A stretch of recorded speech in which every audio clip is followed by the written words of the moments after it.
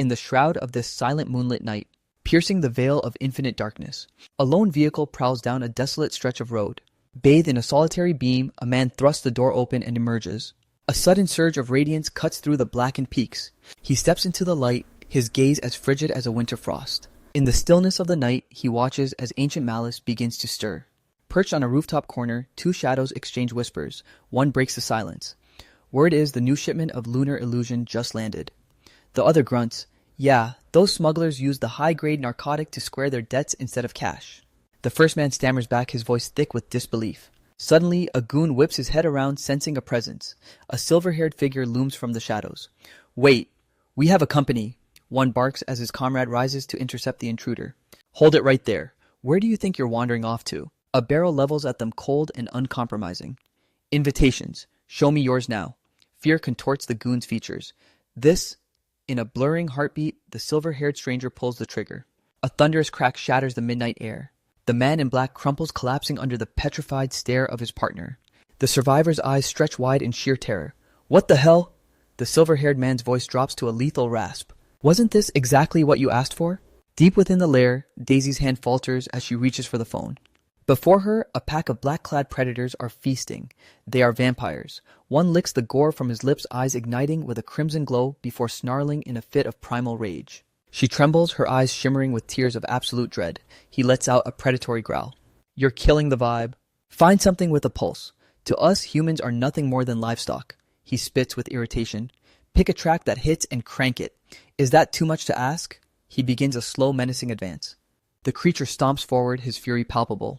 He corners Daisy, his breath hot against her skin. "If you're too pathetic to handle a simple task like this," he sneers, baring lethal fangs. "Why should I bother suppressing this hunger? Perhaps you're better suited as a chew toy." Suddenly, the heavy doors are splintered open by a lone intruder. The beast choking Daisy jerks his head toward the shattered entrance.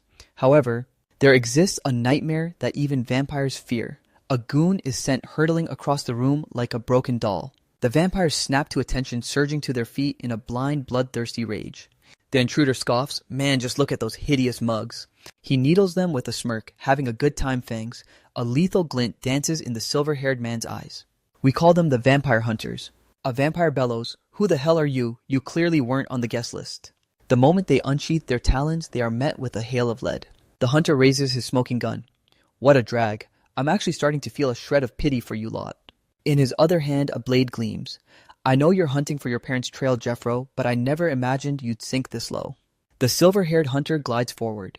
For the prestigious Jeffro clan to wallow in the gutter with these third-rate scavengers. If the late patriarch saw this disgrace, I wonder what he'd think. His gaze turns glacial. He'd likely be moved to tears. Tears that a corpse like him is no longer capable of weeping. Facing him is the vampire noble. The hunter remains unfazed by the venomous words, "So it is you." The vampire tastes the air bloodlust radiating from his pores. The silver-haired priest cast out by the Vatican, the legendary hunter Sylvester. "I'll paint this wretched night red with your blood." At his command, the vampires lunge, but Sylvester remains unshaken. "Your hospitality leaves much to be desired." Suddenly, his blade erupts in a blinding flash of holy light. "So no parents to guide you," he intones softly. "In the beginning, God molded Adam from the dust." The vampires continue their frantic assault, fangs bared. And from Adam's rib, he fashioned Eve. A torrent of radiance explodes. The vampires are reaped like wheat beneath his blade. Death is the sacred right to return to Eden. Dust to dust. Ashes to ashes, dust to the void. The hunter stands before the sole survivor. "It seems I won't be extracting any intel from you." He continues with a stern finality, "Because the mere delusion that you could actually kill me proves you're the most pathetic of these low-born half-breeds." The vampire's face darkens with humiliation. He roars, lunging in a desperate frenzy. "Shut your mouth." Sylvester casually spins his sidearm. He unloads a rapid volley of shots. The vampire extends a mutated limb and continues his charge. He swings a massive claw. Sylvester registers a flicker of genuine surprise. "So you're one of those rare specimens capable of mutation." This time the creature launches himself into the air. But the hunter is swifter, his finger already squeezing the trigger. A thunderous blast echoes and the vampire's arm is torn clean away. Sylvester tracks his movement, instantly driving a punishing kick into the creature's gut. The vampire is a broken mass of lacerations and gore. His features are twisted into a hideous mask of agony. A final strike sends him hurtling back. The vampire crashes violently into the floorboards. Splinters of wood erupt in every direction. Suddenly, a nonchalant voice cuts through the carnage. "Could you try showing a little mercy?" A new figure saunters over to the bodies strewn across the wreckage. He offers a dry reminder, if you keep mincing them like this, there won't be enough blood left to harvest. This man is Dongjun, another vampire hunter. Sylvester asks, "Where's Deokjan?" Jun shrugs immediately. "I'm just filling in for the day." He continues, "Regardless, it's confirmed that the Deokjo clan is in bed with the Sangdong Syndicate." The two stand amidst the grim silence. To think they built a den in a place like this, a perfect cathedral to breed their filth. Sylvester cuts him off sharply. "Spare me the monologue and focus on finishing the job." The fallen vampire's eyes snap open with sudden life. Jun immediately shouts a warning. The hunter draws levels his weapon and fires in one fluid motion. The creature vanishes, bolting away with supernatural velocity. Sylvester tracks the escape with a predatory gaze. The vampire is riddled by a fresh barrage of lead. Despite the damage, he grits his teeth and keeps pushing his broken body forward. The creature streaks past them in a desperate blur of motion. Outside, the silence is shattered as the vampire bursts through the exit, fleeing for his life. Right on his heels, the silver-haired hunter gives chase. Watching the pursuit, Jun mutters under his breath, "Damn, the guy is a machine." The hunter glances back at Jun. "I'll leave the sanitation to you." Jun scoffs. "Why bother? With holes like those, he'll be a corpse by sunrise." Sylvester threatens him with a chilling calm. "If you keep flapping your gums, you'll be the one meeting an early grave by my hand." Jun raises his hands in surrender, forced laughter trailing off. "Easy now, I was just kidding around." Sylvester's tone remains lethal. "Do I look like I'm in a joking mood?" Jun flashes a quick thumbs up. "Roger that. I'll handle the sweep. Leave it to me." He whistles a tune as he walks away. Sylvester exhales a heavy, weary sigh. Things are spiraling out of control. He gazes at the moon, lost in dark contemplation. He's completely lost his humanity.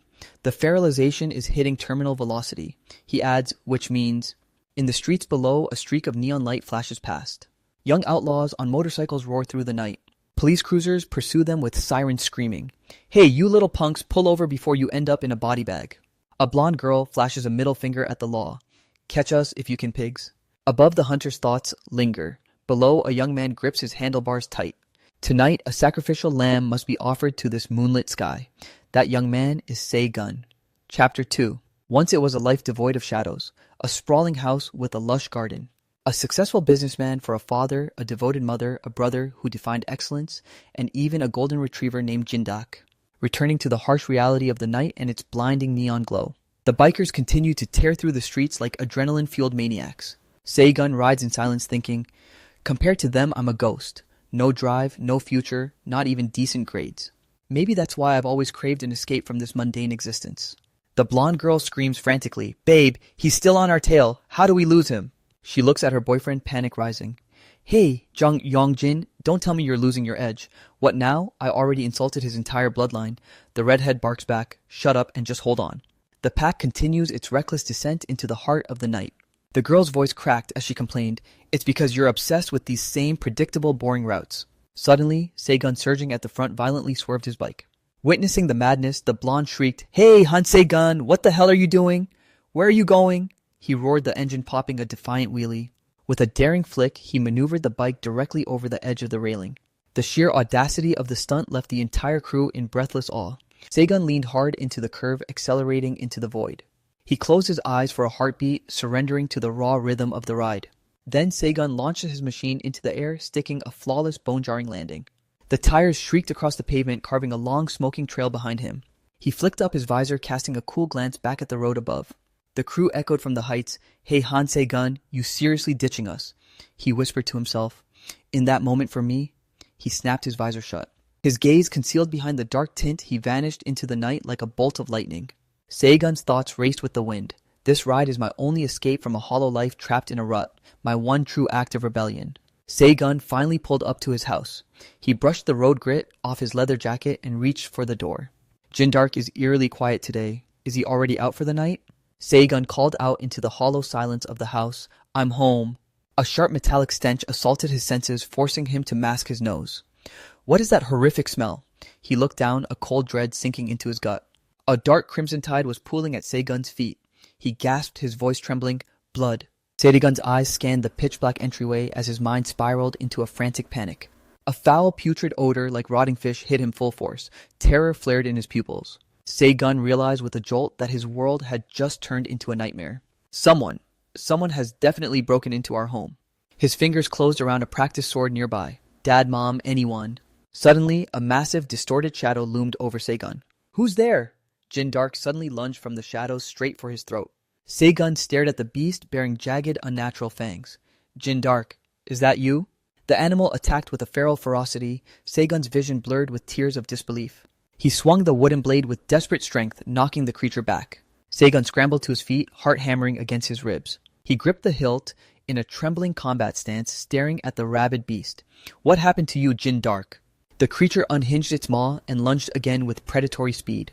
But Seigun's instincts were sharper, landing a heavy strike just in time. He connected, but his heart wasn't in it. Memories of the gentle golden retriever flashed through his mind like a cruel joke. It can't be. Not you, Jin Dark.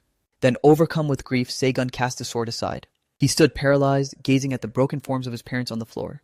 Despair was etched into every line of his face. Seigun slumped over, exhaling a heavy, ragged breath that tore at his lungs.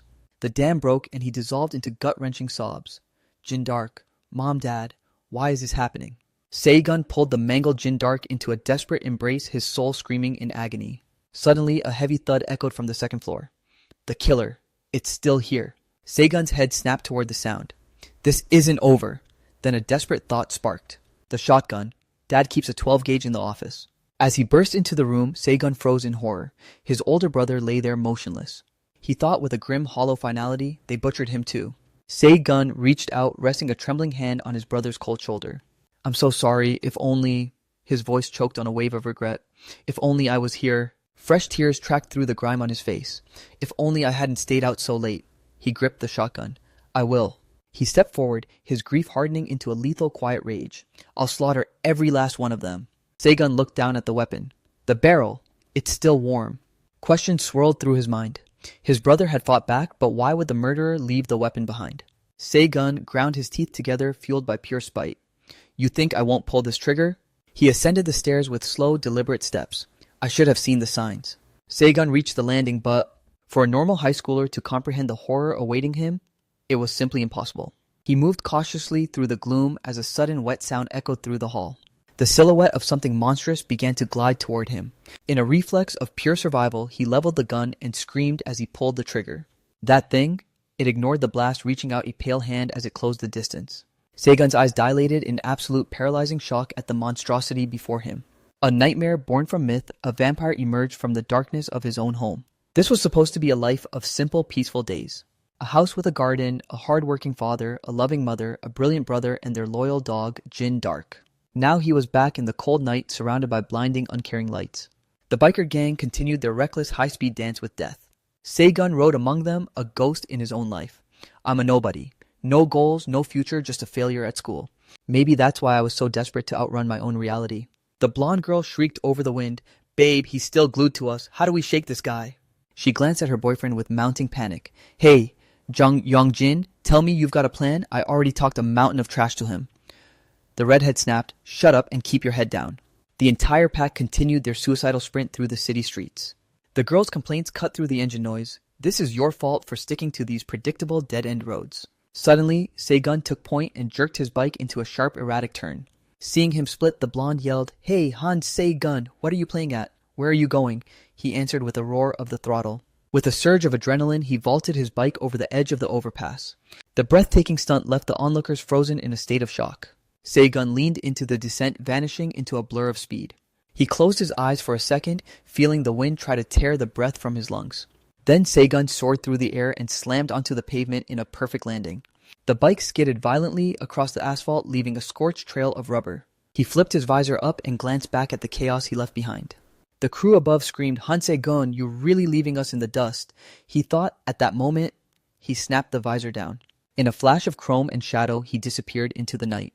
Seigun mused as the wind roared, The road is my sanctuary from a life of mediocrity. It's my one true rebellion. Returning home, Seigun dusted off his jacket and reached for the handle. Jin Dark isn't barking. Is he already asleep? Seigun stepped inside, calling out to the silence, I'm home. A thick iron-like stench filled the hallway. What the hell is that? He looked down, his heart skipping a beat. A dark crimson pool was spreading toward his boots. He gasped, blood. Seigun's eyes darted frantically, calculating his survival in the shadows of the foyer. A sickening rot-like odor hit him, making his stomach churn. Terror took hold. Every instinct in Seigun's body screamed that his life was over. An intruder. Someone is still in the house. He lunged for the practice sword near the bodies of his family. A massive, terrifying shadow suddenly swept over him from behind. "Who's there?" Jin Dark erupted from the gloom, snapping at his throat. Seigun stared at the beast, its mouth dripping with gore. Jin Dark. The creature attacked with predatory rage. Seigun's eyes flooded with hot tears. He swung the sword with all his might, desperate to drive the beast back. Seigun scrambled up, planting his feet and gripping the sword tight. Ready to fight for his life, he stared down the monster. "Is this really my dog?" The beast unhinged its jaw and launched itself at him once more. But Seigun's reflexes were superior, driving home the opening blow. He connected first, yet his heart sank in denial. Fragments of the gentle, loyal Jin Dark flickered through his mind. "Please, anything but this, Jin Dark." In a fit of grief-stricken clarity, Seigun cast the blade aside. He stood paralyzed, gazing at his parents' broken forms. Exhaustion and trauma were carved into his very soul. Seigun doubled over his lungs, burning with heavy, jagged gasps. The dam finally broke as he dissolved into agonizing sobs. "Jin Dark, Mom, Dad, why is our home a slaughterhouse?" Seigun pulled the mangled Jin Dark into a desperate embrace, his heart shattering into 1,000 pieces. A sudden heavy thud resonated from the upper floor. The killer. It's still inside. Seigun's head snapped toward the noise, eyes burning. This nightmare isn't over. Then a memory surfaced. The office. Dad keeps a loaded shotgun in the desk. The moment he crossed the threshold, Seigun froze. His older brother had been cut down just like the others. A hollow realization settled in. They butchered my brother too.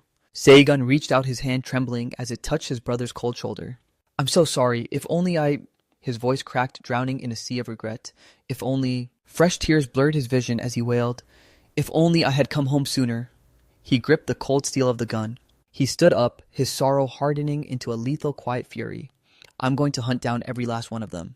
Seigun looked down at the weapon in confusion. Why is the barrel still warm? His mind whirled.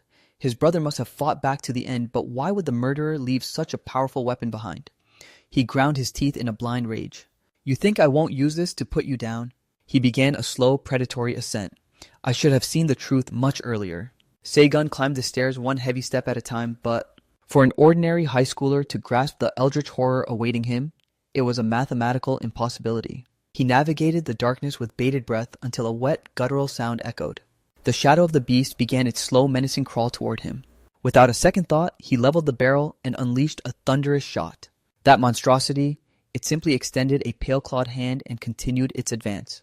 Seigun's pupils dilated in pure unadulterated shock at the nightmare manifesting before him. A creature that defied every law of nature, a vampire emerged from the gloom.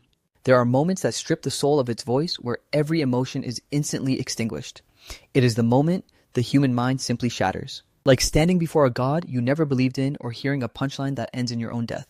Seigun drifted on his bike, the setting sun painting the world in shades of dying light. His stare was vacant. When a vista of beauty is suddenly choked by the darkness of a memory, the nightmare resurfaces, bringing that towering demonic entity back to life. Seigun's face was a mask of gore. He shook with a primal terror, tears carving tracks through the blood on his cheeks. Gritting his teeth until they nearly cracked, he aimed the shotgun at the heart of the beast. Bang! A deafening roar erupted as he pulled the trigger in a final act of defiance. But the monster vanished in a blur, lunging at him with supernatural predatory speed. A massive clawed hand struck Seigun with the force of a wrecking ball, sending him spiraling backward into the abyss. His consciousness felt like it was drowning in a vast, suffocating ocean of agony.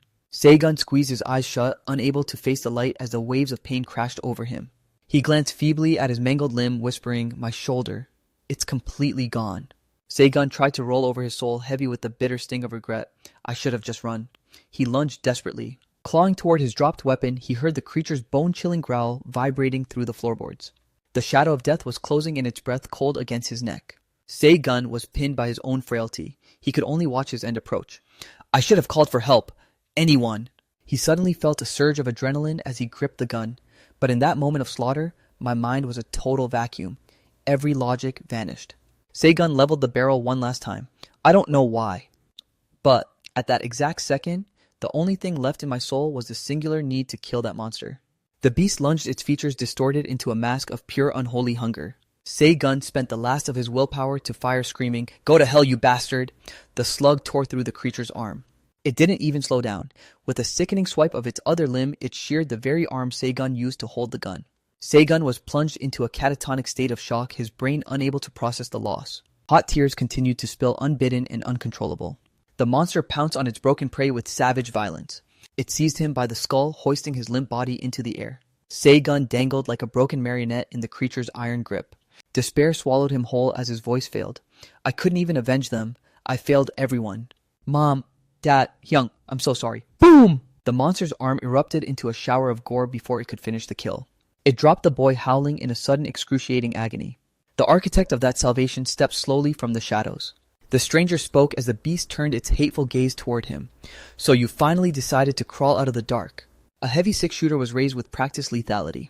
In a cold, rhythmic silence, the man emptied his cylinder into the creature's hide. Seigun watched through a red haze, unable to grasp the shifting tides of the battle. The monster was systematically dismantled by the gunfire, reduced to a helpless spectator of its own execution. The man delivered 2 lightning-fast fatal slashes. He looked down scowling with a soft bitter edge. If your time was up, you should have just faded away into the dust on your own. He strolled over to the crumpled form of the boy.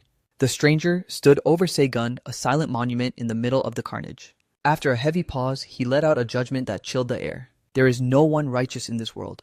Every soul breathing this air is a sinner at heart. He pressed the cold edge of his sword against the boy's throat and hissed, "Hate me." His eyes were like frozen tundra. He seemed to be meticulously scanning the bloody remains of the room. His gaze finally settled on Seigun's severed limb. And then he looked the boy in the eye and demanded, "Answer me this." His voice was a low rumble. "Is that weapon yours?" But Seigun was already slipping away, his eyes rolling back. The question hung in the air as Seigun lost consciousness, leaving the hunter with a look of faint disappointment. He stood guard over the boy, musing to himself, "You have a spark? I can't bring myself to end you just yet." It was a life that should have been free of such darkness. The following morning, a harsh voice dragged him back to reality. "Hey kid, stay with me. The scene is still hot. Wake up." Perhaps that is the reason. Yeah, doll. I was always searching for a way out of my mundane life. The officer noted his flickering eyelids and pressed, "Can you hear me? Focus on my voice." The officer spun around, bellowing to his team, "We've got a live one. Medic, get over here now." As Seigun's consciousness ebbed, he feebly cried out for the parents he would never see again. The world faded into a dull hum. In the deepest recesses of his mind, he whispered, "Brother, that wish finally came true." Then the darkness claimed him completely. Later, the news cycle began its relentless feed. A week has passed since the tragedy that shocked the nation. A family decimated in their own home, leaving only the younger son as a witness. Investigations into the Han estate continue. As the financial implications were debated, the anchor's voice became a background drone. "You're referring to the mauling case, where a pet dog allegedly turned on its owner's ABC News is tracking the lone survivor. Indeed, but the narrative is shifting. Was it really just a pet? Our team is investigating the survivor who was found clutching a shotgun.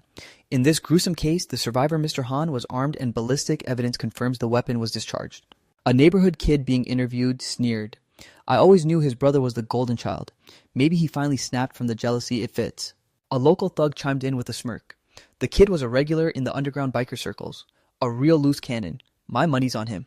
A swarm of predatory reporters and paparazzi gathered lenses, focused to harvest every ounce of his misery. Seigun stood beneath the blinding flashbulbs, his face a hollow mask. "I don't think I've ever felt the weight of so many eyes, kid." A barrage of accusations rained down on him. What really happened? Give us the truth. They demanded his soul as if it were public property. Why did you have a gun? They pressed harder, desperate for a headline about a boy who slaughtered his own blood. The weight was suffocating. They stared at me, trying to peel back the layers of my trauma. A forest of microphones was thrust into his personal space. The public deserves to know. Suddenly, the gore-slicked memory of the beast from that night surged back into his mind. A gravelly, hellish voice whispered from the depths of his psyche. "What's the matter? You're the one who prayed for this chaos, Han Seigun. You were out chasing thrills while your family was being butchered?" The voice continued to claw at Seigun's sanity. "Do you honestly believe you have the right to feel rage?" He convulsed, trapped in the memory. Drenched in a cold sweat, he was violently yanked back to the present. Seigun bolted, his legs pumping with desperate speed as he shrieked, "That's a lie, I ran because I had to. Oshi." I fled from a nightmare I couldn't even name. To be honest, the details are a fragmented blur. No, perhaps my mind is just burying the horror. He sobbed as he sprinted, tears of pure agony trailing behind, because I refused to believe that hell was real. By the time my purpose became clear, the monster's remains had evaporated into nothingness, and miraculously my severed limb had been fused back onto my body. If only that entire day was nothing but a waking nightmare. If only it were a dream. If only I could just wake up and forget it all.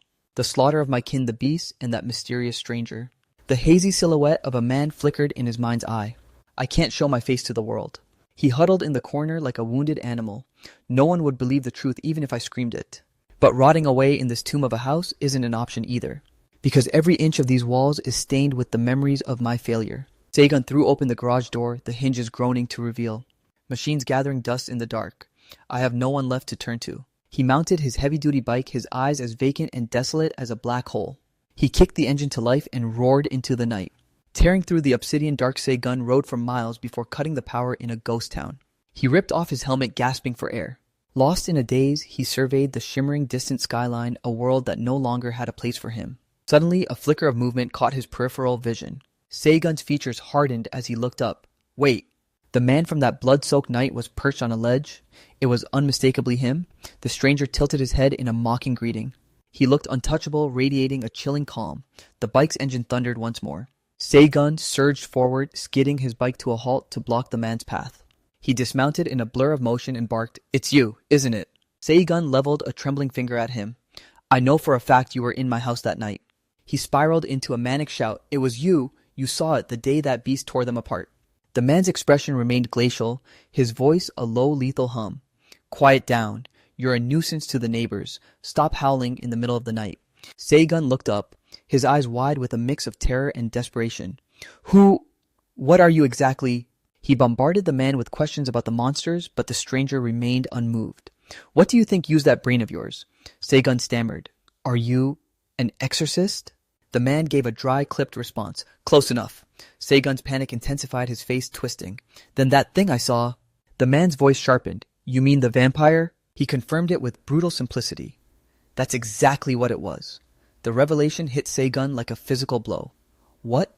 The stranger didn't waste words. "Since you've poked your nose this far, let me ask you something. Did you ingest any of that creature's blood?" He stared at his palm, his face turning ashen. "I was sprayed when it was shot, but does that mean I'm becoming a monster too?" The man answered bluntly, "If even a drop entered your system, the transformation is inevitable." A cold dread gripped Seigun as he looked at his arm. "Then this limb..."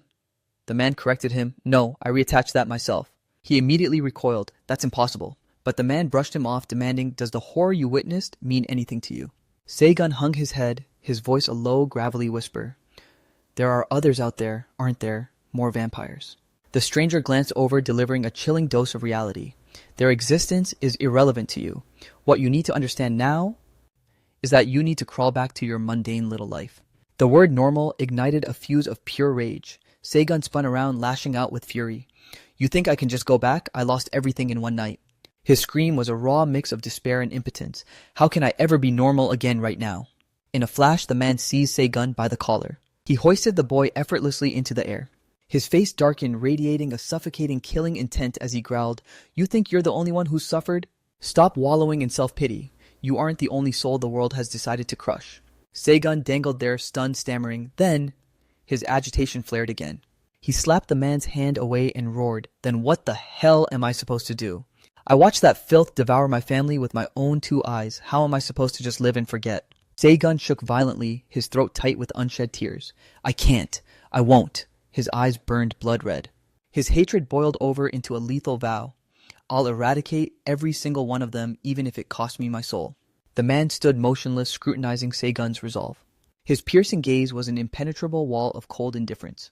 Then he exhaled, muttering under his breath, "What a colossal pain in the ass." A door swung open, announced by the light chime of a bell. Inside, Xianghui was deep in conversation with a man whose face was mapped with scars. Catching sight of her ally, she offered a warm greeting. "Ah, you finally made it, Sylvester." Sylvester corrected her with a frosty tone. "I told you to drop the name." Noticing Seigun, Xianghui beamed. My, we have a guest." The scarred man rose, his gaze sharpening. "Is this him? The kid who walked away from the slaughter?" Sylvester strode past, shifting to business. "Any progress on the lead we discussed?" The scarred veteran delivered the intel quickly. "It looks like the target we're hunting has already slipped out of the country." Sylvester slumped into a chair, his irritation palpable. So after all that blood and tracking, he vanished again. The scarred man leaned in, whispering, "Anyway, why did you drag this brat here? He looks like he'd break in half before the first week of training." Sylvester's expression shifted to a grim intensity. "You know better than anyone, don't you? Hunting these things is a task no human was ever designed for. The moment your focus wavers, those beasts will shatter your bones and shred your flesh like paper. How can a mere human possibly hope to win? This is lunar illusion. To stand a chance against the knight, we have to swallow this poison, Sylvester explained slowly. It numbs the pain and unlocks strength far beyond human limits. But it's a slow suicide. It rots your body from the inside out until you're a hollow shell dying in isolation. Since it's distilled from vampire blood, a single slip-up will turn you into the very thing you hate.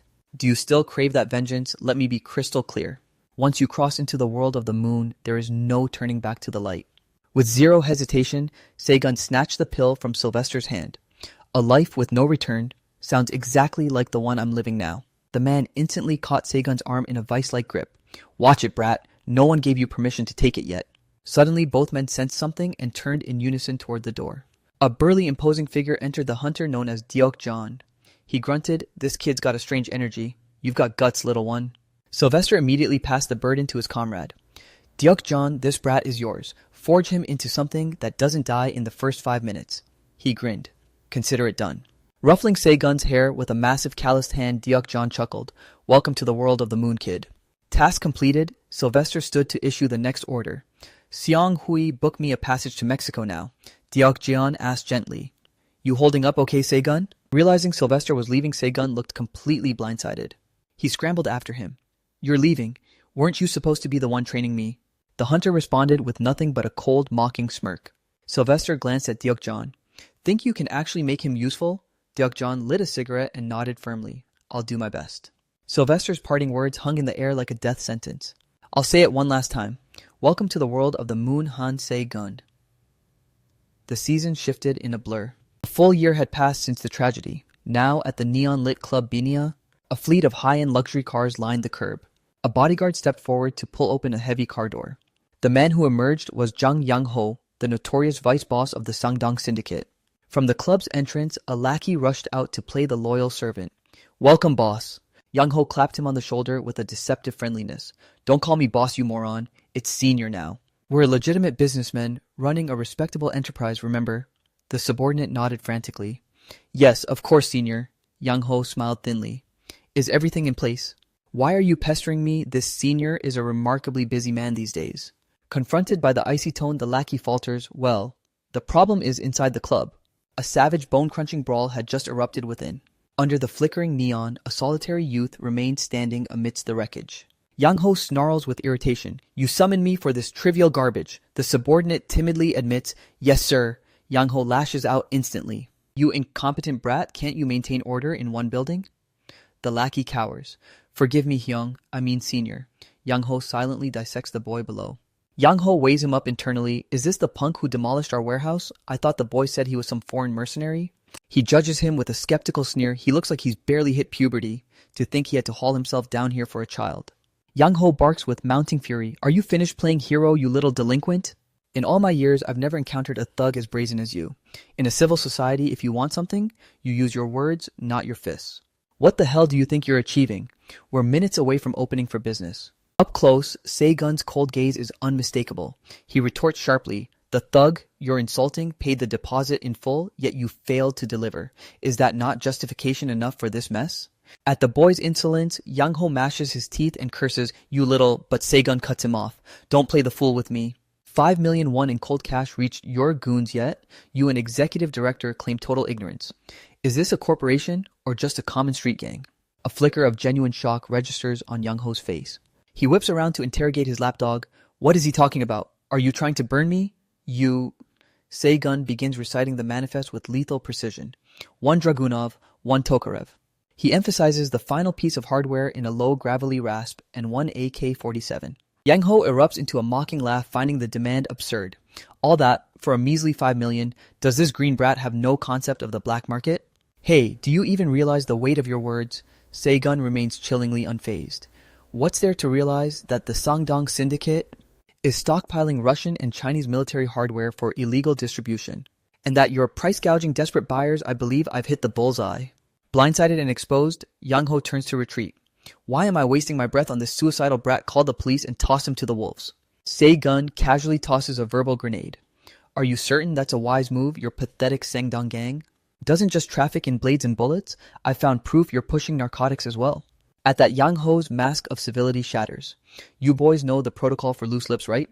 He bellows a murderous command to his muscle. "Tear him limb from limb right now." Sei-gun is instantly swarmed by two hulking brutes. He simply rolls his neck bone, popping in the silence.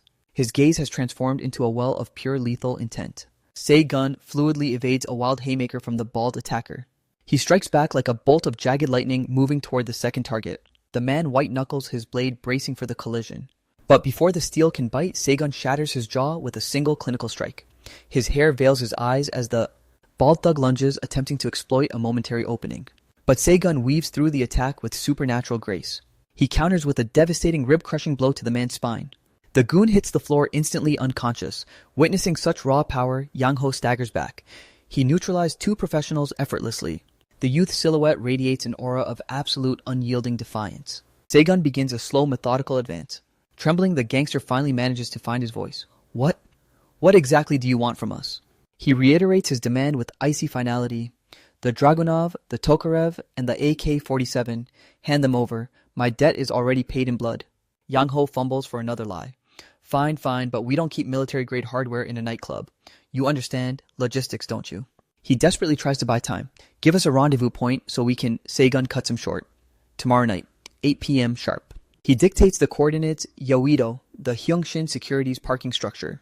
Yang-ho is left seething and powerless. That boy is a cold-blooded animal. His subordinate rushes over. Are you unhurt, senior? He is met with a stinging backhand. The word is Hyung-nim. The lackey bows low. Forgive me, Hyung-nim. Yang-ho's face contorts into a hateful scowl. We have no choice. Call in the specialists. Under the golden light of the mountain warehouse, a voice rasps with disapproval. This latest batch is complete and utter garbage. Old man Do spits on the floor, pure filth. Most of this blood doesn't even hit a VI rating of 20. Deok-jan shares the frustration. Most of the pharaohs currently terrorizing the city belong to the Sangdong Syndicate. He remains deeply suspicious. Even for half-breeds, those numbers are pathetic. You sure you haven't been tampering with the filters? Old man, Do scoffs. If you don't like my stock, find another dealer. You think this precision gear is scrap metal? The air turns thick with tension. Relax, it was a joke, you crusty old bastard. He slides a heavy bag of currency toward Deok-jan. Quit your belly aching and take the damn money. Old man Do, the premier vampire blood broker in Korea. Do shifts the subject to Sei-gun. By the way, that Han Sei-gun kid, the news, said his family was slaughtered. Have you really not reached out to him? Deok-jan turns toward the exit.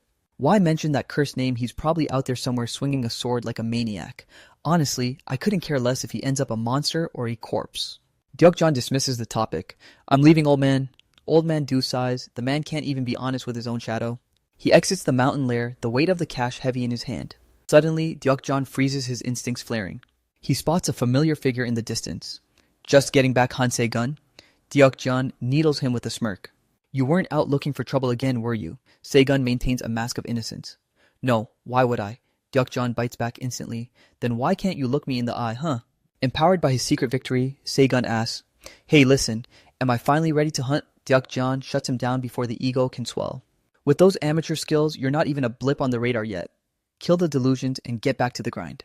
He continues his stern lecture. I know you're feeling bold because your footwork improved slightly, but don't go provoking monsters for sport. Sei-gun brushes it off. You're paranoid. That won't happen. Deok-jan relaxes, if only slightly. Good, because if you... Sei-gun interrupts with a haunting question. If I find someone who needs to die, what's the protocol? He answers with chilling nonchalance. Then you simply put them in the ground. Deok-jan trusts the boy's instincts for now. If death is the only solution, don't hesitate. Though I can't imagine what you'd be getting into. Sei-gun nods solemnly. Understood. The veteran hunter senses a shift in the air. You brat, what's going through that head of yours? Deok-jan decides to ramp up the pressure. Fine. To the gym, let's step into the ring and see if you can actually back up that attitude. Sei-gun feels the weight of the coming session already. Sei-gun's agonized yell pierces the gym. Somebody help me. The skyscrapers loom like silent monoliths. Armed thugs stand sentry around the parked cars. Vampire B asks with a hint of doubt, Are we truly mobilizing this much force for one high schooler? Vampire A hushes him. Stifle it, Keith, he warns. Don't question the orders. Even if we've transcended humanity, our oath to Hyung-nim is absolute. The second vampire sneers at the word. Loyalty don't make me laugh. Remember last year we were served up as fodder for the Jeffro clan's amusement and forced to take the rap because we're monsters. Vampire B is too focused on his rant. He fails to notice the shadow lurking near the glass, and now we're reduced to hunting some bratty delinquent. A heavy fire extinguisher shatters the window before they can react. Thick, blinding white chemical smoke floods the interior. Seigun has materialized on the scene like a phantom before they can even draw breath. Vampire B stumbles from the wreckage. So you're the one who neutralized the sentries? They were fledglings, sure, but they were still trained killers. He looms over Seigun with a predatory sneer. Had your fill of playing hero, yet you little parasite. Vampire B decides to twist the knife. But here's the problem, we have no intention of honoring the deal you made. Seigun's response is bone-chillingly calm. I never expected you to.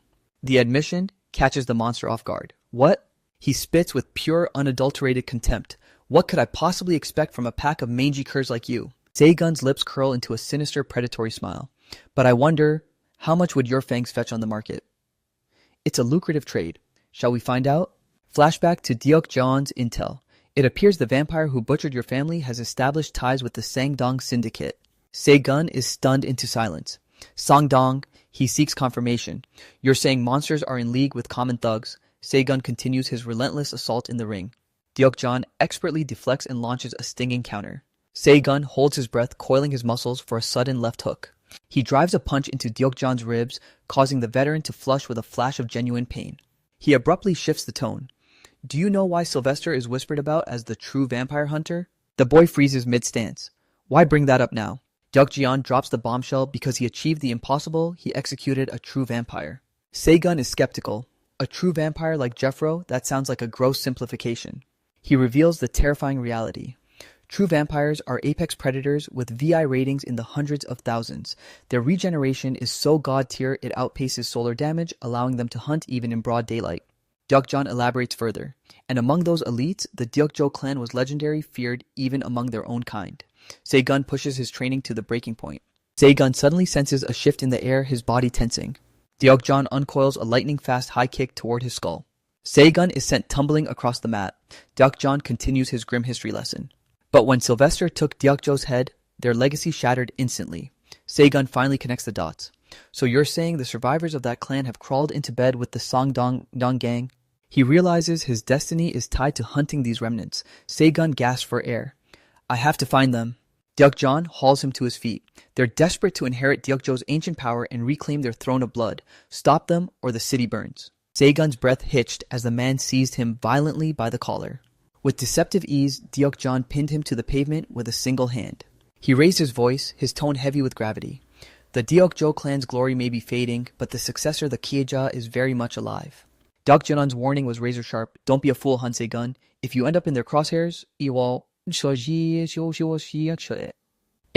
every heartbeat will become an eternity of agony. With a feral snarl, Vampire B lunged claws bared. Seigun tore past on his steel horse, deliberately looping back to mock the monster's sluggishness. Vampire A offered a dry, mocking inquiry, asking if his partner needed a hand.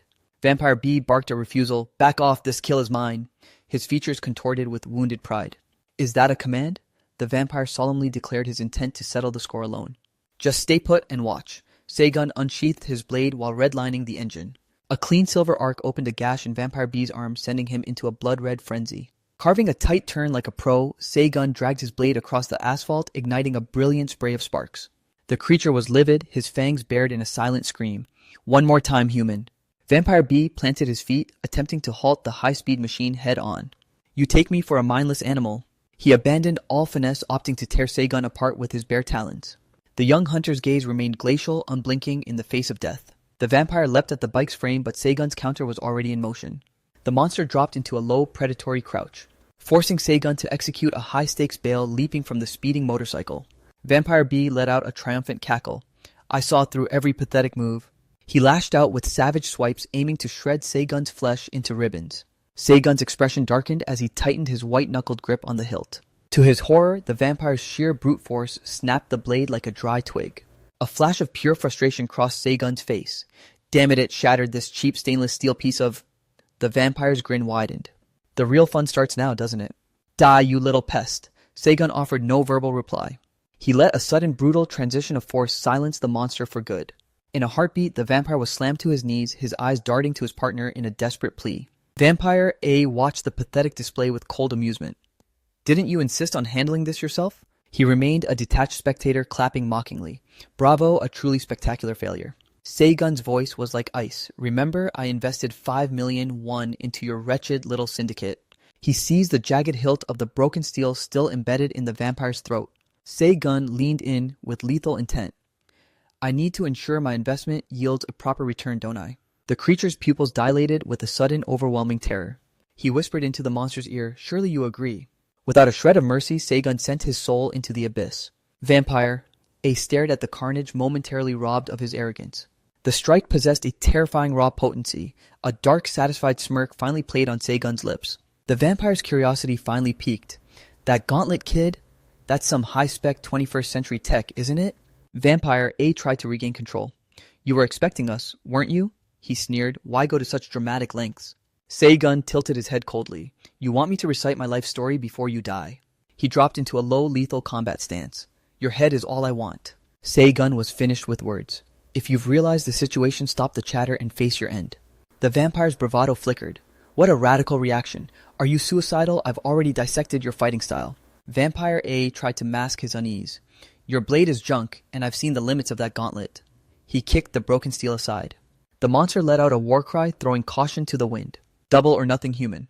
But the glint in Se-gun's hand wasn't steel, it was a cold black muzzle. He squeezed the trigger, extinguishing the vampire's life. The creature dissolved, a look of utter bewilderment etched on its face. When did you... Se-gun stood over the evaporating ash with a hollow, frozen stare. The trap had been laid from the very beginning. I told you. I'm taking your head.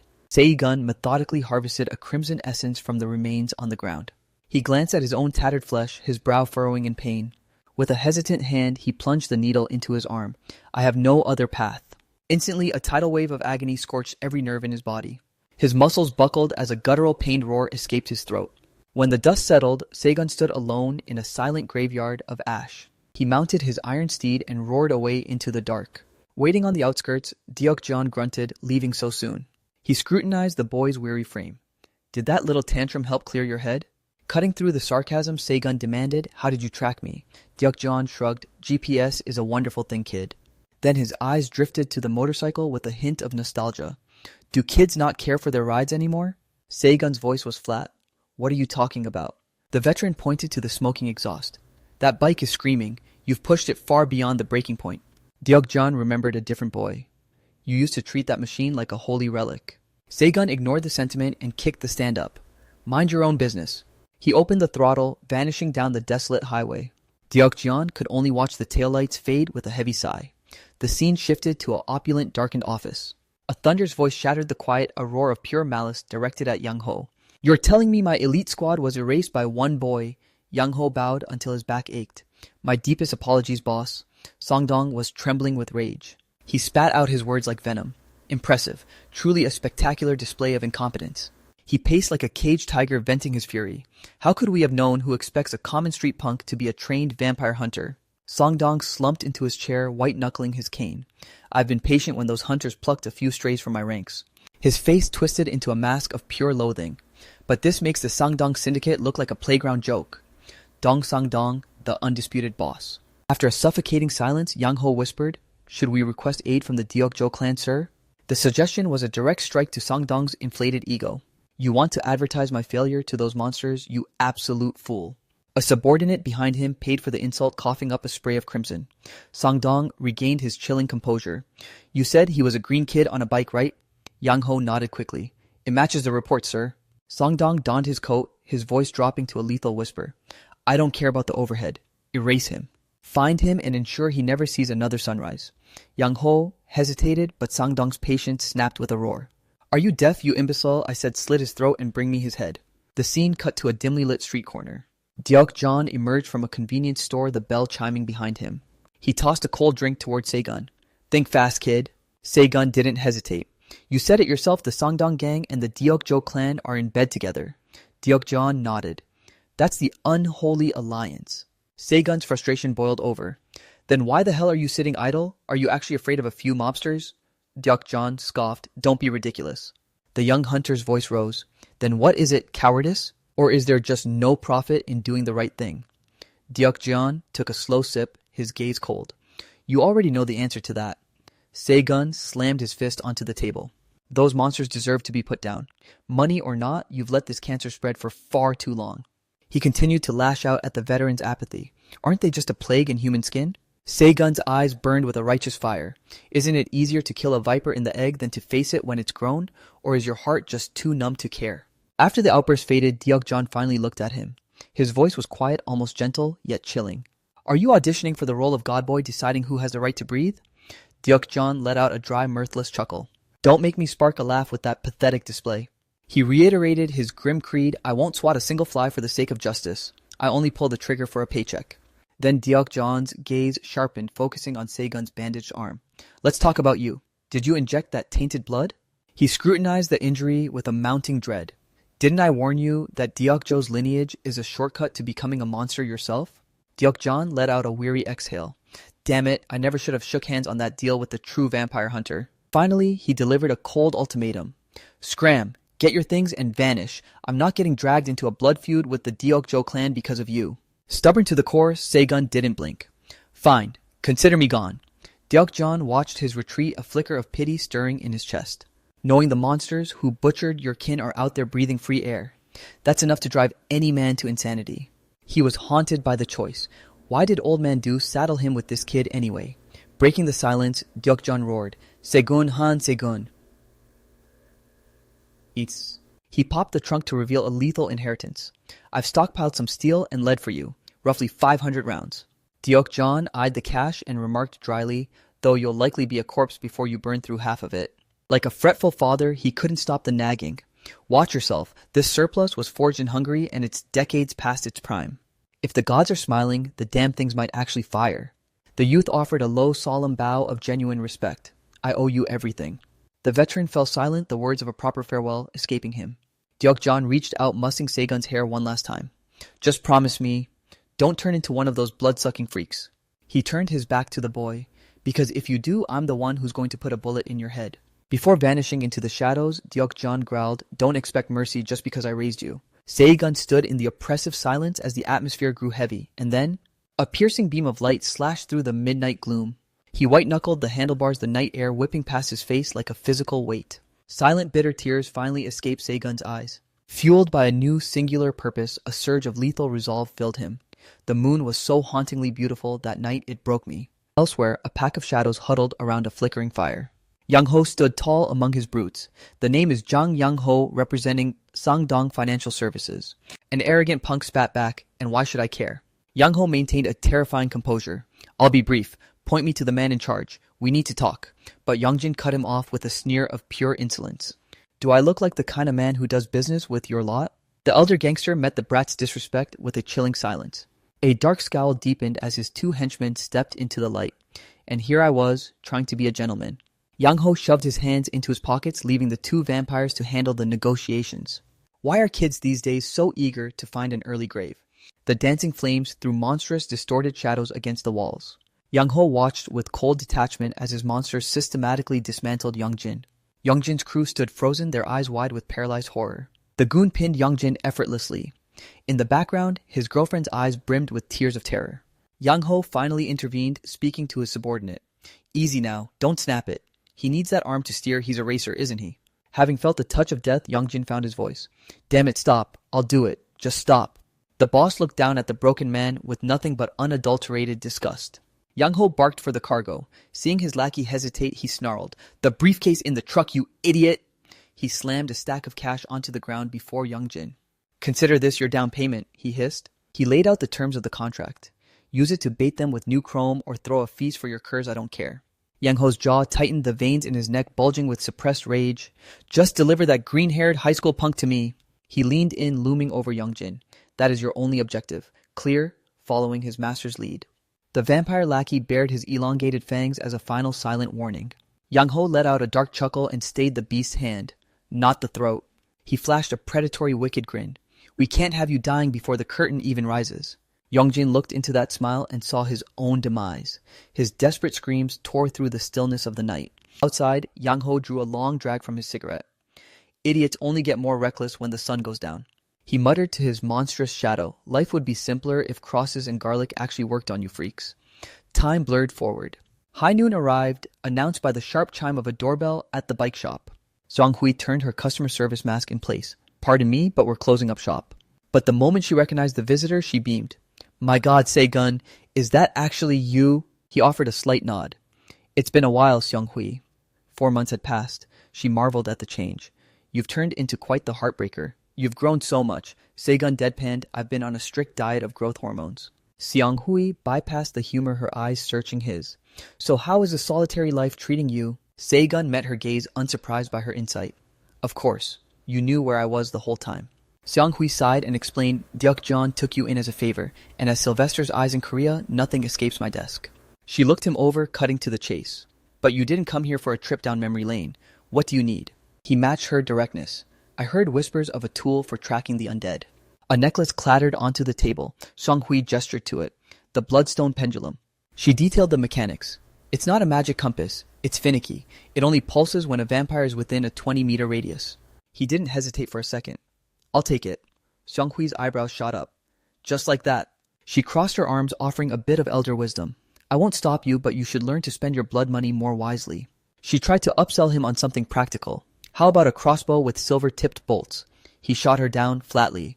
I'm already carrying an arsenal. However, Segun's expression darkened. But I'm still missing a real weapon.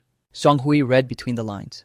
Old man Du refused to sell you the lunar illusion, didn't he? He tightened his fist, his voice laced with a helpless irritation. He sees a child instead of a hunter. This revelation caught Seong-hui off guard. Incredible. There isn't a dealer more reliable than Du. I suppose that just proves he's a man of stubborn principles. Suddenly, a spark of inspiration lit up her face. Seong-hui ducked behind the counter, rummaging through a hidden stash. I might have something from the Universe 13 line. She dangled the bait before Segun. Care to take a look? She held the item out, but whispered a warning. This stays between us. Understood. Intrigued, Segun reached for the hidden tech. Appreciate it, but Seong-hui yanked it back. Business was business. You know the rule, cold cash only, no plastic. He cursed his forgetfulness and quickly produced the roll of bills. Later, Segun stood at a secluded overlook. He remained motionless, letting the weight of his past pull him under. He replayed Sylvester's chilling question. Did you ingest any of that monster's blood? That night was etched into his soul in neon and gore. Stop self-pitying. You aren't the only one the world decided to break.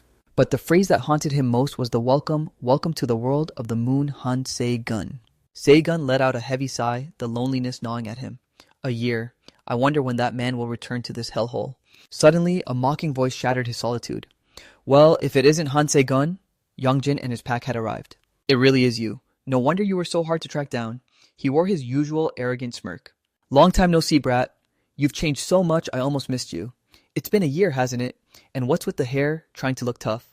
Youngjin's girlfriend draped herself over him with a plastic smile. Look at you all grown up. Did you miss me, Se-gun? Se-gun looked through her, his memory of her non-existent. Who the hell are you? Youngjin let out a boisterous laugh. That razor-sharp tongue of yours hasn't lost its edge. Suddenly the humor evaporated, replaced by a low, predatory growl. You little pest. Every time I thought of you, my blood boiled. Youngjin's muscles rippled as he stepped forward. I crawled through the mud just to find you, you son of a bitch. Se-gun didn't flinch, meeting him eye to eye. Jung Youngjin. His presence was a heavy, suffocating weight. Are you truly that eager to die? The raw intensity in his gaze made the gang hesitate. Suddenly, Se-gun's pendulum began to pulse a violent, rhythmic red. His heart skipped a beat as the signal registered. A vampire, out in broad daylight. Se-gun's mind went into overdrive, analyzing the impossibility. A creature that walks beneath the sun without burning? That can only be a monarch of the night. A true vampire. Then his eyes locked onto a dark stain on Youngjin's sleeve. That mark. The pieces snapped into a horrifying hole. He was bitten. A bite isn't a guarantee, but for the stone to react like this, the infection is already taking root. He was deeply skeptical. He cut through the posturing. The Sangdong gang sent you. Youngjin didn't blink. Recognize the brand did you good. Saves me a lot of talking. Se-gun's voice dropped to a dangerous whisper. How much is your soul worth to them? Youngjin and his crew erupted in laughter. 2 million won just for the tip. 8 million if I drag your sorry ass to their feet. He beamed with a smug pride. And let me be clear, we aren't the type to settle for the consolation prize. His eyes burned with a personal grudge. I'd love to gut you right here, but there are too many witnesses for a public execution. Se-gun didn't move an inch, his voice dripping with venom. 8 million. You think that's a fortune? Between this whole pack of rats, you'll be lucky to buy a meal. You're nothing but a glorified beggar. Youngjin exploded, seizing Se-gun's collar. What did you say to me, you little? Se-gun remained eerily calm. If you want to salvage what's left of your pride as a racer... Se-gun's expression turned lethal as he threw down a challenge. Let's settle this like riders, not like common street thugs. Youngjin paused the proposal, actually sparking a flicker of interest in his eyes. And just like that, the deceptive calm of the skyline was about to be shattered by a tempest. The pack immediately swarmed to clear a stretch of asphalt, eager to watch Seigun and Youngjin trade paint. Youngjin barked the terms to the crowd. This is a cannonball run, no complicated rules. First one to the highway, interchange wins. Zhang Yongjin, a lawless speed demon. He straddled his machine with a smirk of unearned victory. It's been an age since we tore up the road together. You should have stayed in your lane, kid. Even as the MC met him with stony silence, Yongjin's taunts continued to flow. If you weren't such a stiff, we might have actually been friends. We could have shared a few rounds. Suddenly, Seigun's voice cut through the bravado. Take a long, hard look at that sunset. What? He dropped into a tight starting tuck and issued a chilling prophecy, because it's the last one you'll ever behold. Youngjin let out a sharp, mocking bark. Delusional brat. The starter hoisted the signal high. The moment it kissed the pavement, the world would explode into motion. The flag dropped like a guillotine blade, and Seigun and Youngjin vanished into a blur of screaming metal and burning rubber. The hounds behind them pinned their throttles in a roar of mechanical fury. The entire formation tore through the concrete jungle. Seigun held a razor-thin lead, his bike screaming as he redlined every gear. Suddenly, his heart hammered against his ribs as he stared at the road ahead. A gargantuan freight truck drifted across the lanes, an impassable wall of steel. Both riders banked hard, threading the needle through a gap that shouldn't have existed. Youngjin pulled alongside, his laughter lost in the wind. A whole year out of the saddle and you've turned into a turtle. You're washed up, Han Seigun, obsolete. He continued his mid-race interrogation, but Seigun was elsewhere, his mind a cold calculator. Even with the infection spreading, he's still human. For now. Deokjian's grim advice echoed in his skull. If blood must be shed, don't hesitate. But God help you when that day comes. Seigun's jaw tightened, the moral weight crushing him. If I truly have to cross that line. In a sudden violent maneuver, he hooked a sharp turn into a narrow alley, catching Youngjin off guard. Hey, where the hell are you going? Refusing to let his prey escape, Youngjin buried the needle to give chase. A confused subordinate watched the leaders veer off course. He was utterly bewildered. What the hell is this? Why are they breaking off? The finish line is the other way. Across the city, a voice crackled over a radio. You're telling me the chase is ongoing. A panicked scout was feeding intel to Zhang Yangho. It's not exactly a pursuit, boss. They're racing. Yang Ho's face contorted in disbelief. A race? Are you shitting me? The scout tried to find the words. It looks like a duel between two warriors. Yang Ho exploded, a string of curses erupting. Damn it. While the world burns, you idiots are playing games, a duel. What kind of poetic nonsense is that? Stung by a premonition of disaster, Yang Ho decided to take the wheel himself. Enough. I'm heading out. Do not lose sight of him. Pin him down until I arrive. But the voice on the line hesitated, trembling. Sir, the scout delivered the killing blow to his patience. We've lost visual, sir. They vanished. Yang Ho's eyes bulged. What? The scene shifted to the skeletal remains of a sprawling construction site. Seigun had lured his predator into this urban graveyard with surgical precision. Seconds later, the roar of an engine announced Youngjin's arrival. Han Seigun. He skidded into the desolate arena. Still high on the adrenaline of the hunt, Youngjin sneered. You forfeited the race just to hide in the dirt. He spat his contempt at Seigun. You claim to be a man, yet you turn tail the moment the heat gets turned up. Has a year of hiding turned you into a yellow-bellied coward? Seigun let the insults hang in the air, then countered softly. Look in the mirror before you judge me. Youngjin opened his mouth to retort, but a high-velocity round tore through his throat before he could speak. Gah! He clutched at the ruin of his neck as a strange viscous fluid began to spray from the wound. His equilibrium shattered, Youngjin collapsed into the dust in a heap of tangled limbs. Seigun emerged from the shadows, his firearm leveled with a steady clinical hand. He stood over the dying racer, his voice a haunting whisper. Whether it's 1 year or a lifetime. A flicker of genuine sorrow crossed Seigun's face. You should have stayed a ghost. You should have never crossed my path again. He looked down at the spasming man. It's agonizing, isn't it? Youngjin was now nothing more than prey waiting for the final blow. Allow me to grant you the mercy of silence. Seigun sliced open a packet of concentrated serum, forcing the glowing liquid past Youngjin's lips. Drink. Every last drop. Seigun watched the transformation begin. There's a slim chance you'll survive the change. He knelt down, emptying the dregs of the catalyst into the man's throat. Instantly, Youngjin's physiology began a violent metamorphosis. What? The pain is vanishing? And this hunger? In a grotesque display of evolution, Youngjin transcended humanity, becoming a full-fledged vampire. A dark primal power flooded his veins. Through his new predatory vision, Seigun looked like nothing more than a feast waiting to be consumed. Driven by an insatiable bloodlust, the newborn monster lunged with a feral shriek. But Seigun was a step ahead. He triggered an ignition and a brilliant blue inferno erupted around his frame. Youngjin let out a soul-piercing scream as the ethereal flames took hold. The azure fire acted like acid incinerating his supernatural hide. The monster tried to reach out one last time. "Han, Seigun, you demonic bastard," he wheezed. "What have you done to me?" But the flames kept him at bay, a wall of pure destruction. "What did you—" His vocal cords charred to ash and he collapsed into the pyre. Across the city, Yang Ho had finally cornered Youngjin's terrified crew. Suddenly, the entire group went still, their gazes pulled toward the horizon. A column of thick, oily black smoke was spiraling into the sky from the construction site. A goon pointed a trembling finger and Yang Ho felt a chill run down his spine. That's no ordinary fire. The rising plume had become a beacon marking Seigun's bloody victory. The syndicate arrived at the site like a funeral procession. Yang Ho's blood ran cold at the sight of the lingering blue embers. As he turned vampire himself, he knew the legend. Those flames had erased Youngjin from existence. Nothing remained but a scorched, brittle skeleton. For the first time, true terror etched itself onto Yang Ho's face. Seigun, the ghost hunter, had already vanished into the night. But miles away, Seigun was haunted by the phantom of the man he'd just executed. Deokjian's voice was a recurring nightmare. "I pray you never find a reason to kill."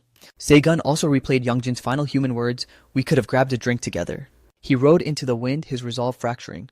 Was it real, the camaraderie he spoke of? Tears blurred his vision as he roared down the highway. Is there even a path back from this, or am I just another monster? Midnight draped the metropolis in neon. Inside a high-end lounge, a waitress approached a secluded booth, her voice trembling. "Good evening, sir. May I take your order?" Phantom sat with effortless grace.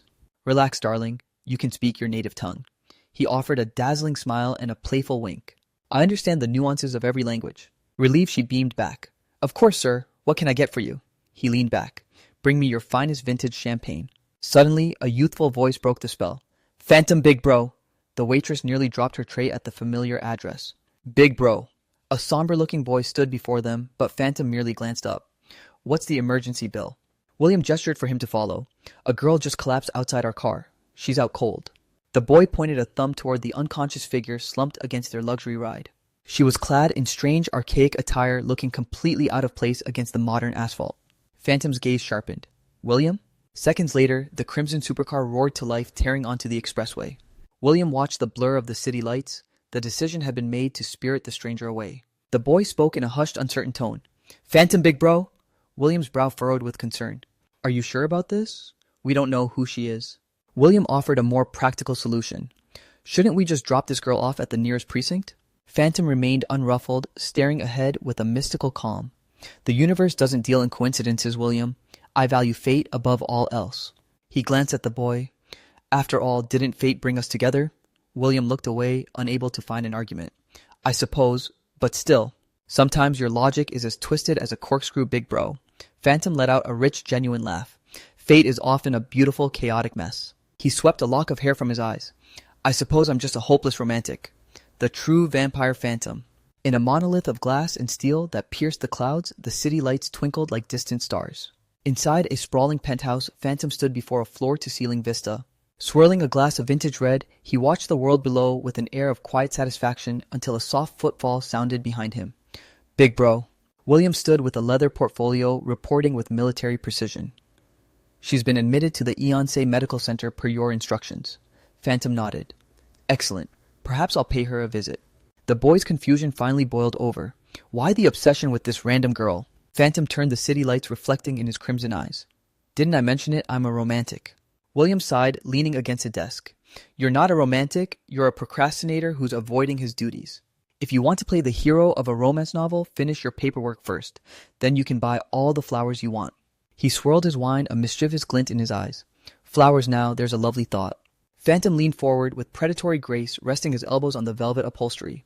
"Entertain me later. Did you uncover the truth?" Realizing his master's focus was immovable, William exhaled a weary sigh. "Indeed," the boy replied, initiating his clinical briefing. "The tabloids are screaming her name Yoon Mi-hee. The report claims she was systematically broken by her own classmates."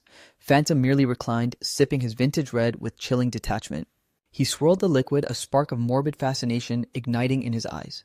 "Precisely as I suspected. There is a rare shadow behind those eyes." Lounging in luxury, Phantom flicked a finger commanding his phone to hover in midair as he scanned the headlines. 6 high school girls orchestrated a descent into hell. His voice was a low silk as he recited the grim details.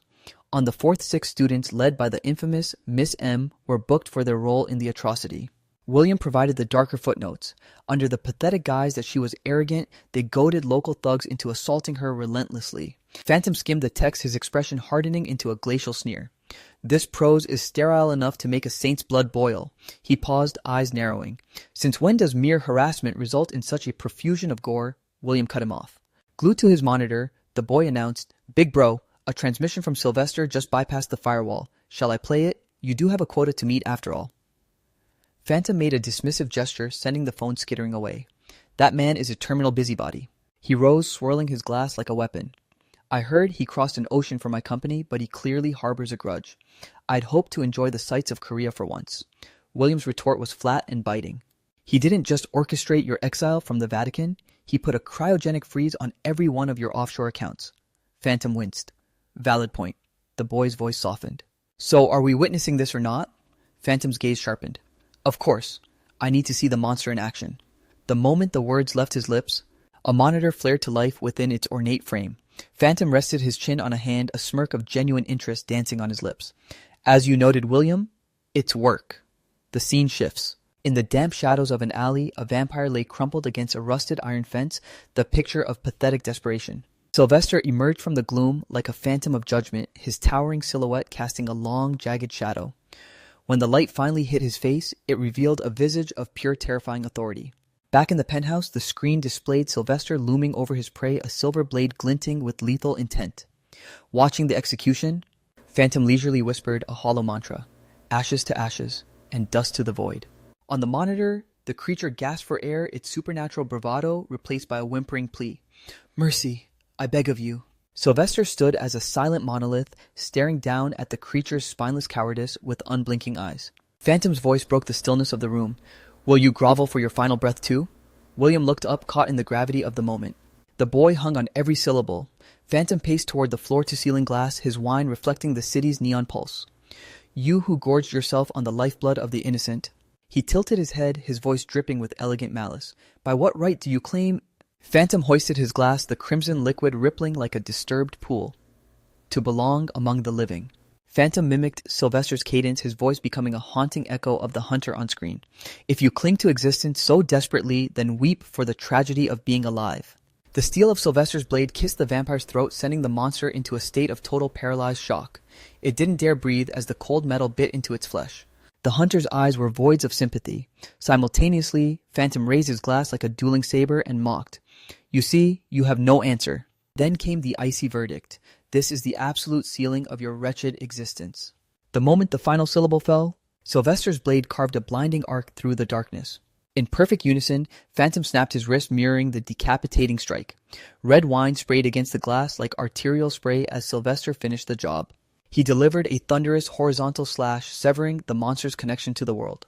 Phantom mirrored the motion, his arm sweeping through the air and painting a jagged crimson streak across the window's view of the city. Sylvester's gaze remained as lethal as his steel. He stared directly into the lens as if piercing through the digital veil. The screen then filled with the sight of Sylvester leveling a high-caliber handgun directly at the viewer. A split second later, a thunderous crack shattered the silence of the penthouse. Phantom and William remained unmoved, their eyes fixed on the sprawling metropolis below.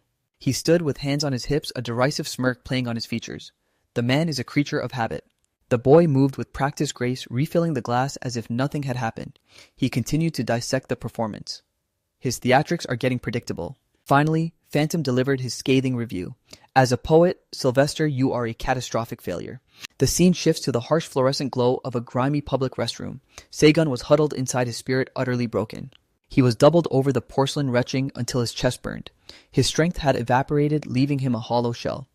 Fragments of the last 48 hours flickered like a dying film reel. Saegun spat into the bowl, his vision swimming in a sea of vertigo. The realization hit him he was starving, yet his stomach was a knot of lead. He saw that pained face again, and heard Yongjin's final guttural screams as the azure flames turned him to ash.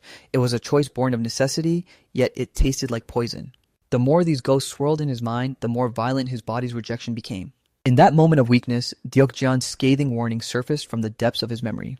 You who gave you the gavel, what makes you think you can play God with the lives of the damned? The mocking words played on a loop, shattering his resolve. Don't make me laugh. He gripped the edge of the stall, knuckles white. Then, Seigun's voice broke into a desperate howl. Then what am I supposed to be? The cry echoed against the cold tiles. The scene shifts to twilight. A lone bowl of instant ramen sat steaming on a plastic table. He sat in a daze outside a convenience store, watching the seconds tick by as his meager meal cooked. Seigun watched the faceless crowd drifting past, a hollow thought echoing, where are they all running to? With a vacant stare, he wondered, what could possibly be worth all that noise? Suddenly, a soft melodic voice interrupted his spiral. Excuse me, Seigun blinked, looking down. Yumi was perched there, chin resting on her palms, her eyes wide with a strange magnetic curiosity. Then she flashed a playful, knowing grin. Has anyone ever mentioned that you're a dead ringer for Kurt Cobain? The sheer absurdity of the comment snapped Seigun back to reality. He'd dealt with cultists and thugs, but this brand of eccentricity was a new challenge. Suddenly, a shrill, aggressive shout shattered the moment. Jin, Yumi. They both turned toward the intrusion. Her expression shifted instantly to one of pure loathing. Ugh, the bottom feeders are here. 3 hulking figures loomed over them. The leader growled, are you deaf, girl, or just stupid? Give me a real answer. His eyes shifted to Seigun, his lip curling. And who's this little pretty boy? Ignoring the provocation, Seigun rose to depart. The sheer suddenness of his movement sent a ripple of fear through the thugs, forcing them to stumble back. Seigun turned his back with glacial indifference, treating the men like background noise. Being dismissed so casually ignited the leader's fragile ego. Gritting his teeth, he let out a venomous curse. You arrogant little piece of... He lunged forward, slamming a hand onto Seigun's shoulder. Hey, I'm talking to you. Where do you think you're going? Before the threat could land, a lightning-fast elbow connected with the thug's jaw. In a heartbeat, the man was eating the pavement. A spray of crimson painted the ground as Seigun remained standing, his pulse barely elevated. Yumi watched the display, her eyes shimmering with unadulterated fascination. After the strike, Seigun remained cold, muttering a hollow, my apologies, as the man writhed on the floor. He offered a deadpan justification. I thought a mosquito had landed on my shoulder. The thug stared at his blood-slicked palms in a daze of shock. Blood, my blood. Seigun didn't move an inch, his voice a flat drone. My mistake, he repeated, his tone devoid of any actual remorse. I genuinely mistook you for a common pest. The insult galvanized the thug. He scrambled to his feet, roaring like a wounded animal. You bastard, you're a dead man, he shrieked. Hey, don't you dare walk away, you piece of trash. Get over here, you little punk. His lackeys had to restrain him. I'll gut you right here in the street. Those final words acted like a tripwire. Seigun stopped dead, his silhouette radiating a sudden crushing pressure. He glanced back, eyes like ice. Kill me, a mere human. Seigun's gaze felt heavy enough to crush the man's soul. You think someone like you has that power? Ignoring the escalating tension, Yumi reached for her headphones with eerie calm. She tucked a single bud into her ear, sealing out the world. With a nimble thumb, she scrolled through her library and selected a track. A vibrant, upbeat melody began to pulse. Take me away! Yumi began to sway to the rhythm, treating the impending violence like a private cinema. The thug dug his heel into the concrete, coiling his muscles for a desperate charge. He gnashed his teeth, pouring every ounce of his rage into a wild kick aimed at Seigun's head while his cohorts prepared to swarm. However, Seigun caught the incoming limb with effortless supernatural precision. With a sickening twist of the ankle, he sent the man into a violent, uncontrolled spin. The thug's scream of agony tore through the air. Despite the chaotic brawl, Yumi remained lost in her sonic sanctuary. Take me away, my friend. Seigun and the remaining thugs collided in a blur of motion. A wild haymaker whistled past his ear, too slow, too clumsy. He countered with a fist that felt like a falling hammer, connecting squarely with the thug's face. Take me away. With a follow-up strike that carried the weight of a freight train, the man was sent airborne. Seigun stood tall amidst the wreckage, his skin unmarked and his breath steady. The body crashed toward the stairs where Yumi and her friends were huddled. The friends scrambled in terror, but one last attacker drew a blade desperate to save face. Before the steel could even flash, Seigun was a blur of lethal intent, driving a boot deep into the man's solar plexus. I'm not the one... The thug's face contorted into a mask of pure agony. The MC pivoted with the grace of a professional killer. Seigun instantly delivered a devastating roundhouse to the side of the man's skull. The impact sent the attacker reeling into a daze. I'm not the lonely one. The body skidded across the concrete, leaving a trail of dust and defeat in its wake. A final pained wail escaped the man's throat. But suddenly, Seigun's instincts flared too late as the first attacker surged from the shadows behind him. The blade sank deep into Seigun's back, the metal biting into muscle and bone. With a sadistic grin, the thug dragged the steel across Seigun's spine. The white-hot agony nearly buckled Seigun's knees. "I'm just getting started," the man hissed with a triumphant sneer. A long, jagged crimson trench opened across Seigun's back, painting his shirt in a sudden flood of red. He slowly rotated his neck, casting a gaze over his shoulder that was thick with murderous intent. Lonely. He turned to face his executioner fully. The thug's triumph vanished, replaced by a soul-chilling terror as he stumbled back, cold sweat drenching his brow. Seigun glared at him with the eyes of a starving predator. "I am not the lonely one." Without a shred of hesitation, Seigun began a predatory march toward his attacker. Crushed by the overwhelming aura of the MC, the thug brandished his knife with trembling hands, stumbling backward in a frantic panic. He squeezed his eyes shut and lashed out with desperate wild swings, but it was futile. Seigun parried every strike with surgical precision. He then delivered a bone-shattering blow to the wrist of the hand gripping the steel. The thug watched in disbelief as his weapon spun into the air, only for Seigun to snatch it out of the sky with effortless grace. Before the man could even process the loss, Seigun seized him by the skull and slammed him ruthlessly into the concrete. He hovered the stolen blade inches from the man's throat, causing the thug's pupils to dilate in a paroxysm of pure terror. A pathetic wail escaped his lips as he stared up at the cold edge of death looming over him. The next heartbeat, Seigun drove the steel downward with savage force. Crimson sprayed across the pavement. With a gaze like a frozen abyss, he spat out a line of venomous sarcasm. "Is that it? Try giving me a real challenge." Seigun wrenched the man up by his hair, the blade pinning his jaw so he could only emit muffled gargling groans. He hissed a cold reminder. "Didn't you claim you were ready to kill someone?" Losing all restraint, Seigun drove a knee into his gut and let out a primal roar, hauling the wretch up to force him onto his knees. He followed with a brutal elbow to the face, barking again, before unleashing a rhythmic barrage of kicks that turned the thug's features into a mask of gore. He frantically goaded his victim. "Do it. I told you to take my life." "I said kill me." His unhinged fury sent the two girls fleeing into the night, leaving Yumi as the sole witness on the stairs. Seigun continued his frantic roar. "Try and end me, you pathetic waste of space." "Did you honestly believe you could take a life with such amateur moves?" She remained transfixed, her eyes tracing his violent choreography while her music hummed a haunting contrast. "I will kiss your wounds." Seigun screamed until his lungs were hollow, then fell into an abrupt, eerie silence, standing as still as a statue. He slowly rotated his head toward Yumi, his face drenched in a cocktail of sweat and blood. Seigun looked utterly drained, his pupils unfocusing as the last sparks of vitality seemed to evaporate from his frame. A flicker of concern crossed her face when their gazes locked, but an instant later, Seigun's world tilted. His balance shattered, and he keeled over, collapsing face first onto the asphalt. He hit the ground with a heavy thud, blood pooling rapidly from the jagged gash on his back as his body went limp. Yumi rose with uncanny calm, dusting off her skirt before sauntering toward the fallen warrior. The following morning, the narrative shifts to a chic cafe adorned in ivory and chestnut tones. Inside, Xianghui was meticulously polishing the counters, a lone figure in the quiet shop. She wiped a bead of sweat from her brow. She let out a weary sigh, musing, maybe it's time to find a reliable pair of extra hands. Suddenly, a low hum caught her attention and she peered through the pristine glass of the front window. An opulent black sedan radiating an aura of absolute power and prestige slid to a halt at the curb. The door swung open and she practically sprinted outside to welcome the arrival. "Sylvie!" she chirped with delight. Sylvester corrected her with a flat, icy tone. "I thought I made it clear never use that name again." They entered the shop in tandem. She asked, "What brings you back so far ahead of schedule?" He replied cryptically, "Because I have a particular fondness for Dostoevsky." Seigun snapped awake, his heart racing as he realized he was lying in an unfamiliar bed. He bolted upright in an instant.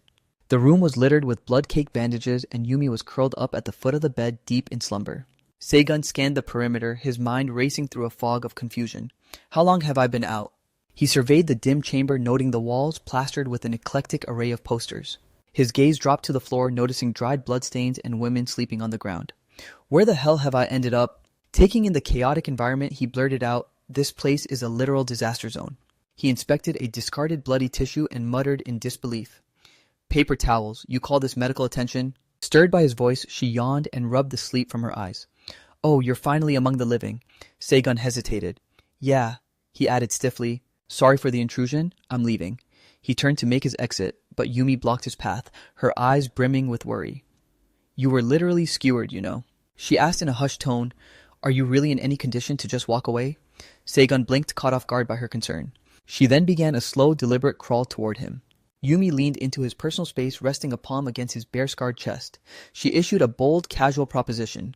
"Do you want to spend the night with me?" Seigun recoiled to create distance, but she grew even more daring, whispering against his ear, "Aren't you going to touch me?"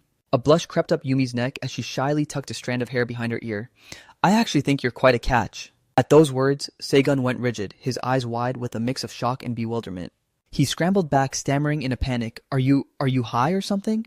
She froze, staring at him with a hollow expression. Then, realizing her blunder, Yumi bowed her head and toyed nervously with her hair. "Sorry," she whispered. He watched her awkwardly, the silence in the room becoming heavy and stifling. Finally, Seigun looked away, shielding his face with his hand. "I haven't eaten in days, so my nerves are shot. Also, tell your boyfriend I'm sorry about the mess."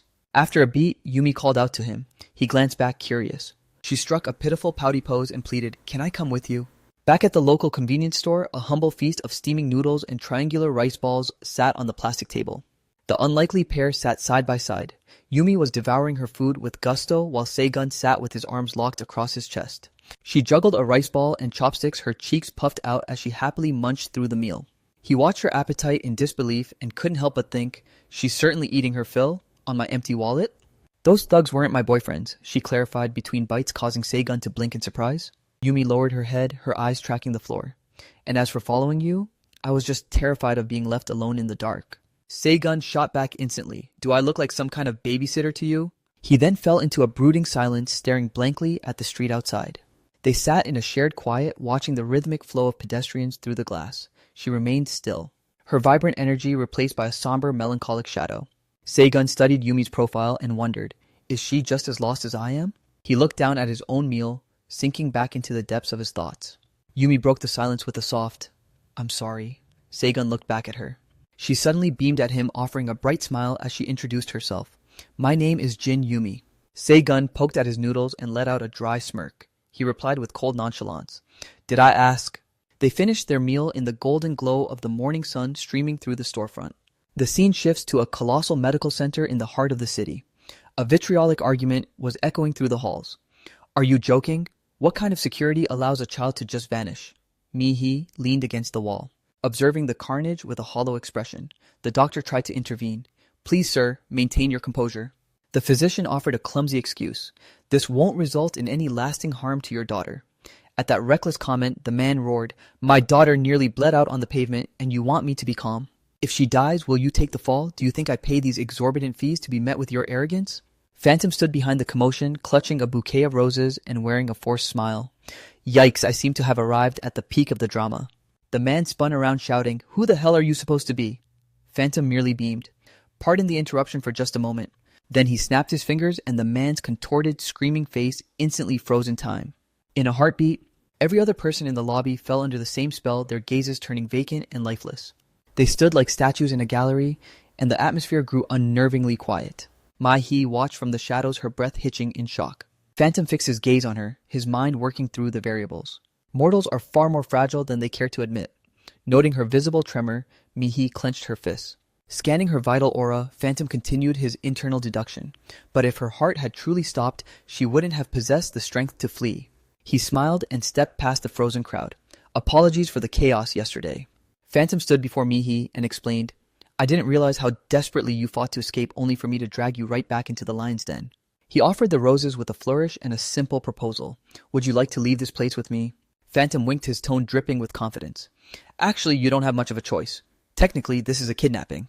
Mai-hee accepted the bouquet, her resolve crumbling as she gently pressed the blooms to her heart. They exited the hospital, the scene shifting to a bridge gridlocked with afternoon traffic. As the car idled, Phantom spoke into his hands-free. "Yes, Lord Gibson." He issued a casual command. "Acquire a full wardrobe for a lady in every possible size." The voice on the line was aghast. "Women's attire, are you finally making William cross-dress?" Phantom laughed heartily. "Good heavens, your wit is actually sharpening." Meanwhile, Mi-hee ignored the banter, lost in the scent of the roses. He chuckled while navigating the traffic. "Even if I were to cut you loose." The line went quiet. Phantom sighed with mock regret. If only William weren't so resistant to a little fun. Suddenly, a surge of motion shattered the calm. Phantom threw his arm across the passenger seat, using his own frame to shield Mi-hee from an incoming threat. He snapped his fingers, and the attacker's snarling face froze mid-lunge. Phantom hissed through his teeth before a dark smirk ghosted his lips. That clever bastard. 6 slugs had torn into him from the shadows, burrowing deep into the muscle of his back. The rear glass detonated into a million crystal shards. From his high-altitude perch, the sniper had Phantom's spine dead to rights. Adjusting the dial, the marksman kept the target's silhouette pinned perfectly within the crosshairs. The reticle remained pitilessly locked onto the center of the accelerating vehicle. Sylvester stood with lethal nonchalance at the rooftop's edge, handling the heavy rifle like a natural extension of his arm. He wore a grin of predatory satisfaction as he shouldered the weapon with practiced ease. Sylvester tilted his head with a smug flare. How was that? A rather heartwarming welcome home, wouldn't you agree? The following dawn at the soaring monolith of a global mega corporation. Phantom strode through the marble lobby shadowed by a dark-haired girl clutching her roses. Welcome back, Lord Gibson. The security detail snapped into a perfect line, bowing in unison. Everything is prepared according to your specifications. Phantom cut the staffer off with a brisk, excellent work. Then his voice dropped. Have the female detail replace those rags. She can't be seen wandering the halls in hospital linens. The order was met with a sharp, understood, sir. The female guards flanking her gently guided the girl toward a private dressing suite. Phantom pressed a handful of heavy gold coins into a guard's palm. For your troubles. The man gasped.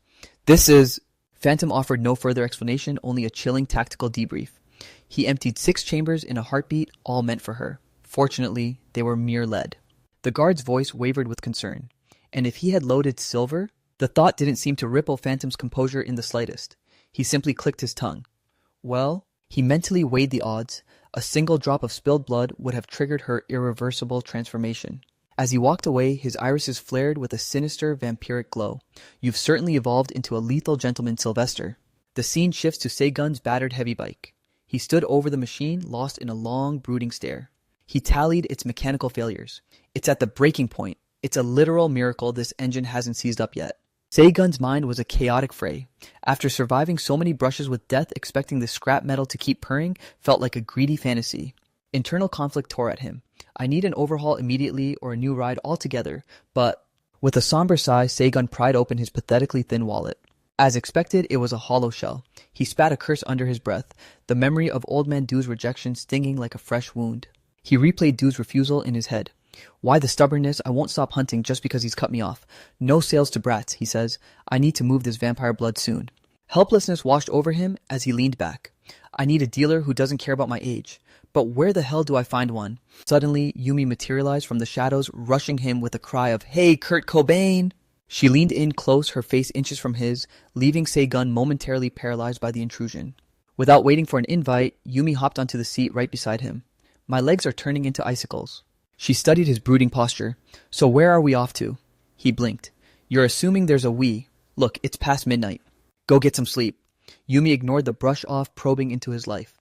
Where's your place? He dodged. Irrelevant. More importantly, where's your crew? Yumi's lip curled into a pout. They all ditched me for their boyfriends or went home to play nice. Seigun offered a jagged reality check. Then follow their lead. Won't your parents lose it if you're out at this hour? Are you some kind of runaway? Yumi's answer hit Seigun like a physical blow. I don't have parents. The light seemed to drain from her face as she spoke the words. I'm an orphan. Staring at the fragile girl, Seigun, no stranger to the weight of loss, felt a sharp pang of kinship. He finally sighed. Get on. I'll drop you off. She scrambled onto the bike, and the two of them blurred into the neon-streaked silence of the night. Yumi felt a rare flicker of safety leaning her weight against Seigun's sturdy back. To the world, she was nothing more than a delinquent girl beyond saving. Her phone slipped through her fingers, half open a window into a truth no outsider could ever grasp. The truth of a father who ruled their home with a tyrannical, violent fist. Yumi had finally reached the point of no return, snarling back at her tormentor, Why won't you just rot? The resentment she had bottled for years finally erupted, poisoning her words. Through a veil of bitter tears, she screamed, I wish you were dead. She fought against being used as a punching bag and... At that precise moment, the family car ignited into a towering pillar of flame. From that day forward, Mihi's father and mother were erased from the living world. She could only stare in a numb trance at their funeral portraits. Her darkest wish had become a reality. Back in the present, she let her hand drift through the rushing air. Since that day, I've just... Yumi threw her arms wide, looking intoxicated by the speed, surrendering herself to the chaos. It was a daily ritual of slow-motion suicide. On the inside, Seigun felt a grim resonance with her brokenness. I didn't ask for a savior, and I can't be one. I can't carry her burden or be responsible for her soul. Seigun pushed the bike harder, his thoughts swirling. Her story is a fractured mess, but after a few loops, the tragedy of it starts to take shape. A realization struck him he couldn't shake her from his mind. Is it because we're the same brand of broken? Then he remembered her lunging at him earlier. The moment he was exposed. Do you want to do it with me? Recalling the memory, he muttered an irritated, crazy little flower girl. Driven by a sudden spike of emotion, he pinned the throttle. The sudden jolt nearly threw Yumi off the back. The engine roared as they carved through the hollow streets, finally screeching to a halt in her neighborhood. He didn't look back. We're here. Go home. Seeing him prepare to ride off into the dark, Yumi's voice drifted out. Where are you going? Seigun grunted, back to my own cave. As he began to roll, her voice caught him again. With a strange innocence, she asked, when will I see you again? Seigun glanced over his shoulder. Check the convenience store, I guess. He turned back to the road. Maybe we'll grab some breakfast. And with a roar of the engine, he vanished into the midnight gloom toward his own sanctuary. On the trek back, the bike groaned in protest again. Damn this rust bucket. If I keep clinging to this thing for sentiment, it'll be the last mistake I ever make. The mechanical failure only sharpened his hunger for cold hard cash at any cost. As he maneuvered through the shadows, a flash of movement caught his eye. A sleek black sedan glided past him, looking out of place in the grimy district. Sensing a foul wind, Seigun trailed the vehicle to a derelict dive bar. His breath hitched as he recognized the figure waiting in the dim light. It was Sylvester. Seigun called out his name, the harsh neon from the nearby shops casting jagged shadows across the alley. Seigun pressed, when did you step back onto Korean soil? Sylvester's voice was like stone. Recently enough. Seigun's eyes fell on a thick dossier. I assume you're here on business. What kind of contract is that? A heartbeat later, his eyes locked onto a specific detail within the file. Sylvester was met with a guttural curse as the file was slammed onto the table with violent force. Damn it! The hunter's pupils sharpened into needles. He remarked with icy bluntness, you've grown quite the ego since our last encounter. He locked eyes with Seigun, his voice flat and deadly. Or have you simply developed a death wish? Seigun stood rigid, a silent statue of simmering rage. Sylvester cut back to the heart of the matter. Is the target someone you know? No words came, but the way Seigun's knuckles turned white said more than any confession. Sylvester studied the photograph, a dark thought forming. It appears that my associate is about to become a very uncontrollable, very spoiled brat. A torrential downpour began to drown the city night. William stood stoically as he listened to the mocking voice across from him. A stray from Phantasmagoria, crawling all this way. Heaven help us. The figures looming in the shadows didn't exactly radiate hospitality. Gi-ong sat enthroned in his chair, eyeing the boy with irises the color of fresh arterial blood. William met the gaze without blinking, remarking dryly, you look surprisingly human. Gi-ong didn't bother masking his bile. A lapdog that got too comfortable in its master's arms seems to have forgotten its place. Just like your master. William snapped back.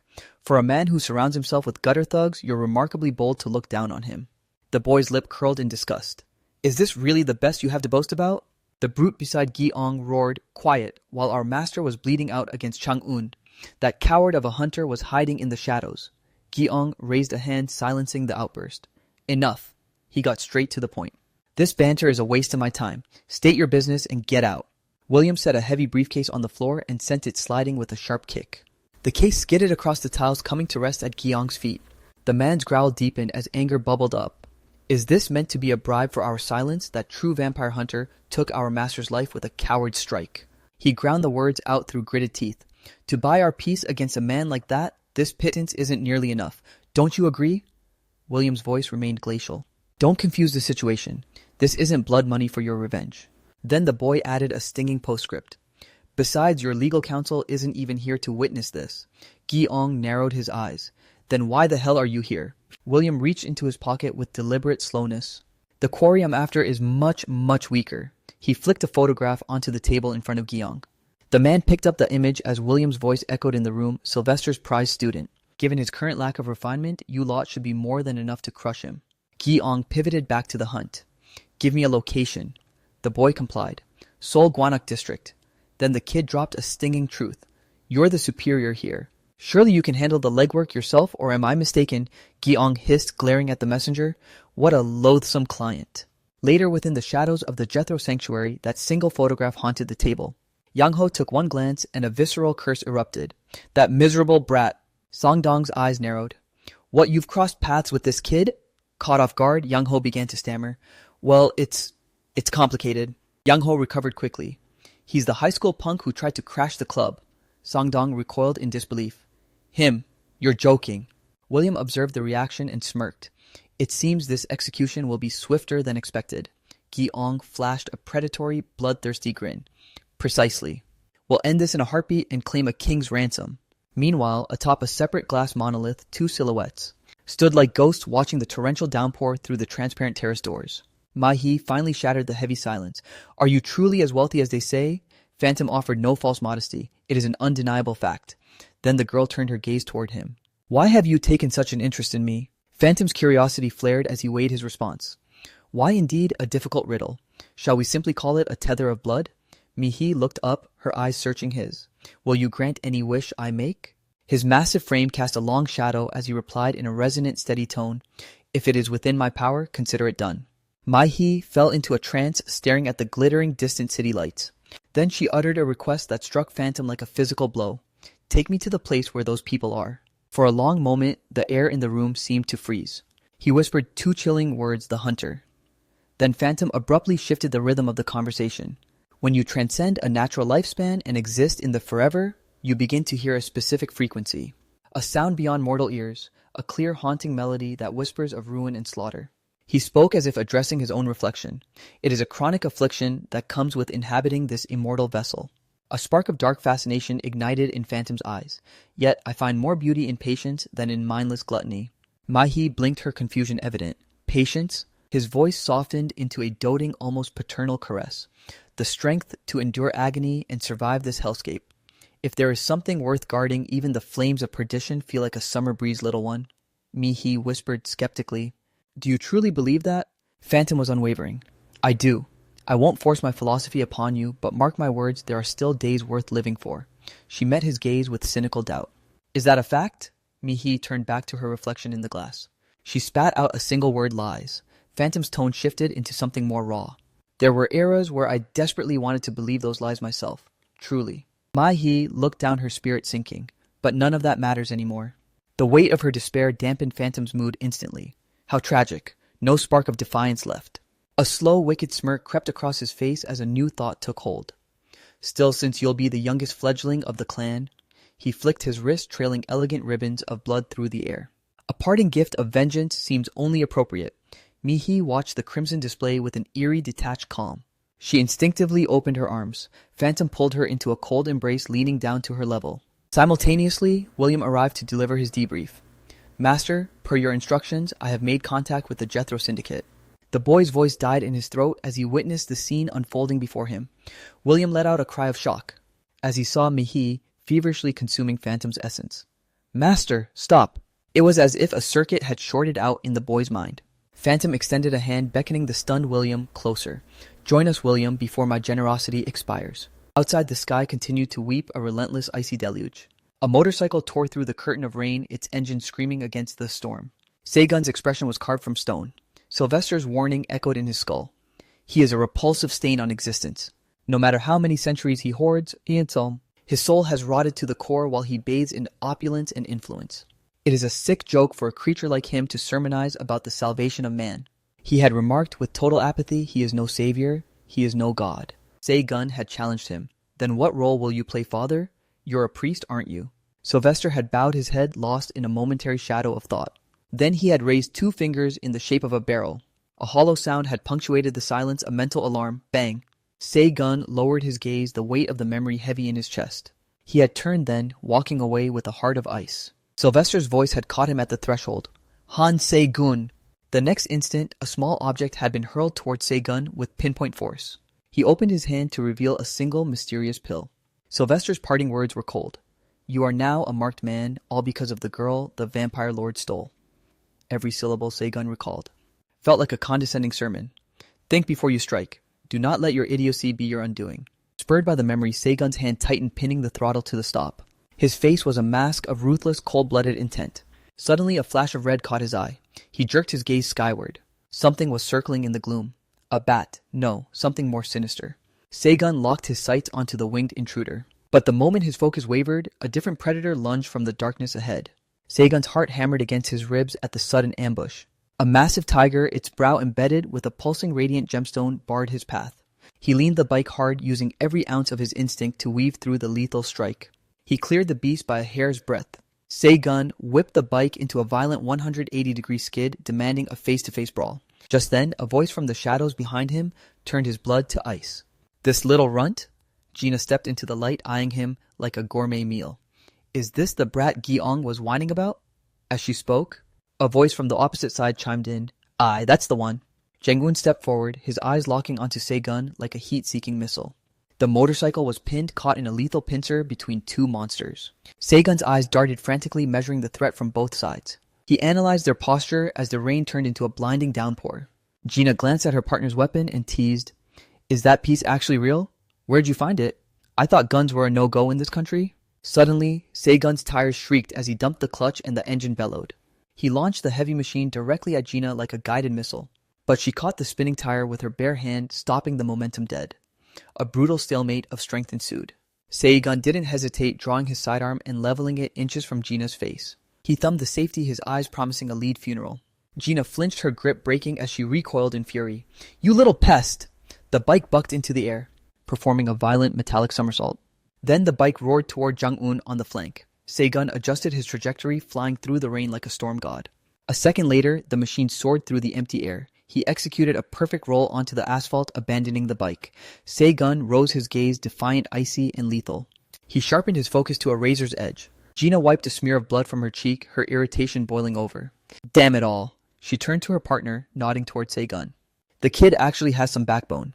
Jang-un wasn't impressed, replying flatly, "He only survived because you're incompetent." She froze, her jaw dropping. "Excuse me?" Opposite them, Se-gun watched the monsters bicker as if he were already a ghost. He gripped a gun in each hand, his mind a cold calculator. 3 Tokarev rounds, left 5 in the Type 54. As he cocked the hammers, a grim reality set in. Even with every bullet finding its mark, the odds of survival were microscopic. Gina snapped her attention back to her prey. "Enough talk." From her flesh, grotesque, tooth-lined tentacles erupted, writhing in the midnight rain. Both shifted into killing stances as Gina hissed, "Time to repay me for the blood you just drew, brat." Se-gun's jaw locked, his eyes burning with a manic murderous light. He lunged like a cyclone. "Get out of my way, you freaks!" he roared as the collision began. The pleasantries were over. Se-gun moved like liquid, weaving through the dark and unleashing a relentless hail of lead. The vampire duo blurred through the air, narrowly evading the hail of lead. Gina wore a sneer of pure derision as she mocked, "Silver-tipped or not, a standard-issue Tokarev is nothing more than a child's plaything." She lunged forward, launching a ferocious counterstrike. "That pathetic sting won't save you." Se-gun moved like a shadow, dancing on the edge of her lethal reach to escape the onslaught. His footwork was a masterpiece of precision, carving out precious breathing room from the predatory pair. The two monsters pivoted, their eyes locked on their prey. In a flicker of motion, they were flanking him, matching his desperate pace. Jang-un's face contorted into a grimace as he hissed, "Where do you think you're scurrying off to, little rat?" Faced with their impossible speed, Se-gun skidded to a violent halt. He lashed out with a desperate physical strike, while his offhand already had a secondary piece primed, the cold steel barrel leveled directly at the vampire's heart. Despite his lethal intent, one of his firearms was slapped aside with contemptuous force. Gun spun in a frantic orbit, his senses struggling to track their supersonic maneuvers. In a desperate gamble, he pressed his muzzle flush against Gina's forehead. A deafening crack tore through the rhythmic drumming of the rain. Yet the killing blow failed to find its mark.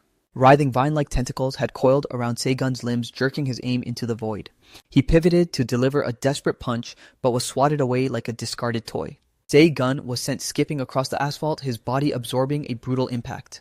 Gina knitted her brows, watching the broken boy with a mixture of boredom and malice. Se-gun thrashed with every ounce of his remaining strength, trying to tear free from the living constraints.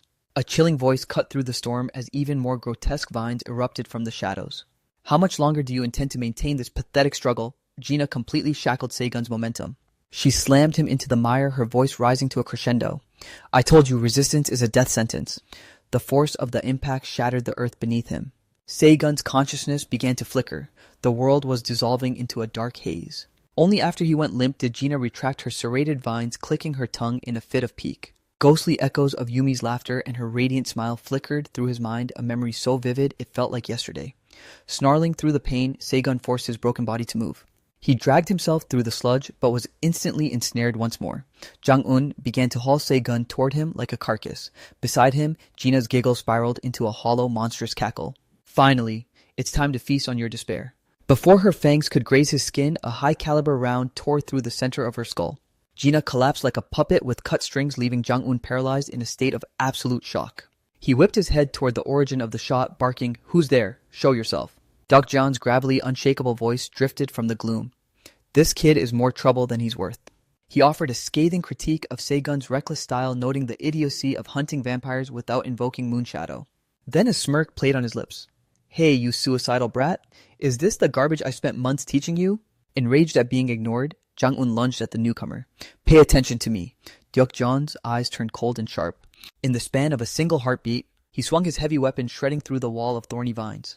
Jang-un let out a guttural gasp of agony as the blunt force trauma buckled his chest. A cold, dark muzzle was immediately jammed into his line of sight. Deokjan didn't hesitate for a microsecond, unleashing a devastating volley. The next image was Jang-un crashing into the dirt, his supernatural arrogance shattered. The vampire scrambled backward, a primal fear driving him to put distance between himself and the veteran hunter. Pure, unadulterated torment was etched into every line of Jang-un's face. Realizing he was hopelessly outclassed, he vanished into the darkness to escape. Deokjan stood like a monolith, watching the coward flee. Only then did Seigun manage to heave himself into a slumped sitting position. Deokjan stated with lethal calm, "I'm ending that piece of trash." However, he cast a quick, concerned glance at the MC. "Choke down some blood and get your head in the game. Go hold the checkpoint." Without another word, Deokjan vanished into the rain on Jang-un's trail.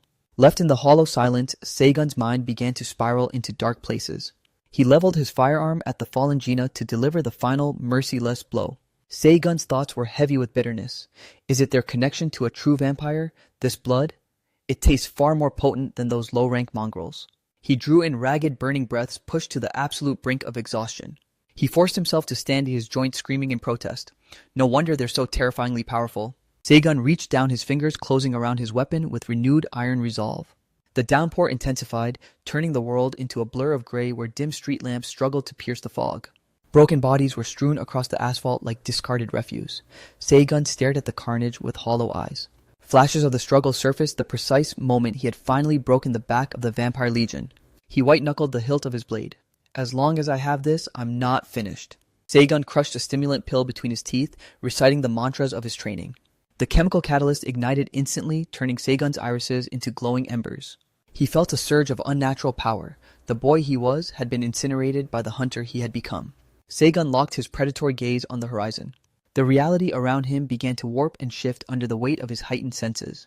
He moved with a ghost's grace. After a grueling month, Seigun's perception had finally sharpened into a weapon. He surged forward, a streak of lethal intent, heading straight for the heart of the mansion.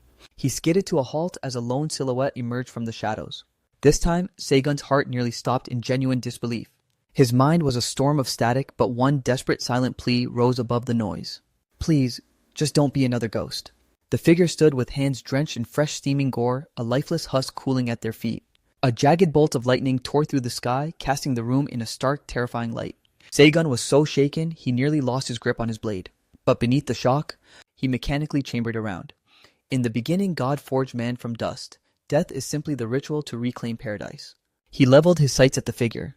"Deep down, maybe I always knew the road ended here," Seigun whispered with glacial finality. "Ashes to ashes. And dust to the void." The person merely offered a serene, relieved smile in the face of the muzzle. A gunshot shattered the air, followed by a violent spray of crimson. Jang-un was reeling back, clutching a gaping hole in his midsection as lifeblood geysered out. "Curse you!" Standing as a wall of divine judgment opposite him was Sylvester. Without wasting a single syllable, the priest unleashed a blinding hurricane of steel. Deokjan arrived after the echoes died down, surveying the wreckage with a groan. "Good grief, you really made a mess of the place. How am I supposed to collect data from this scrap I needed in tax samples?"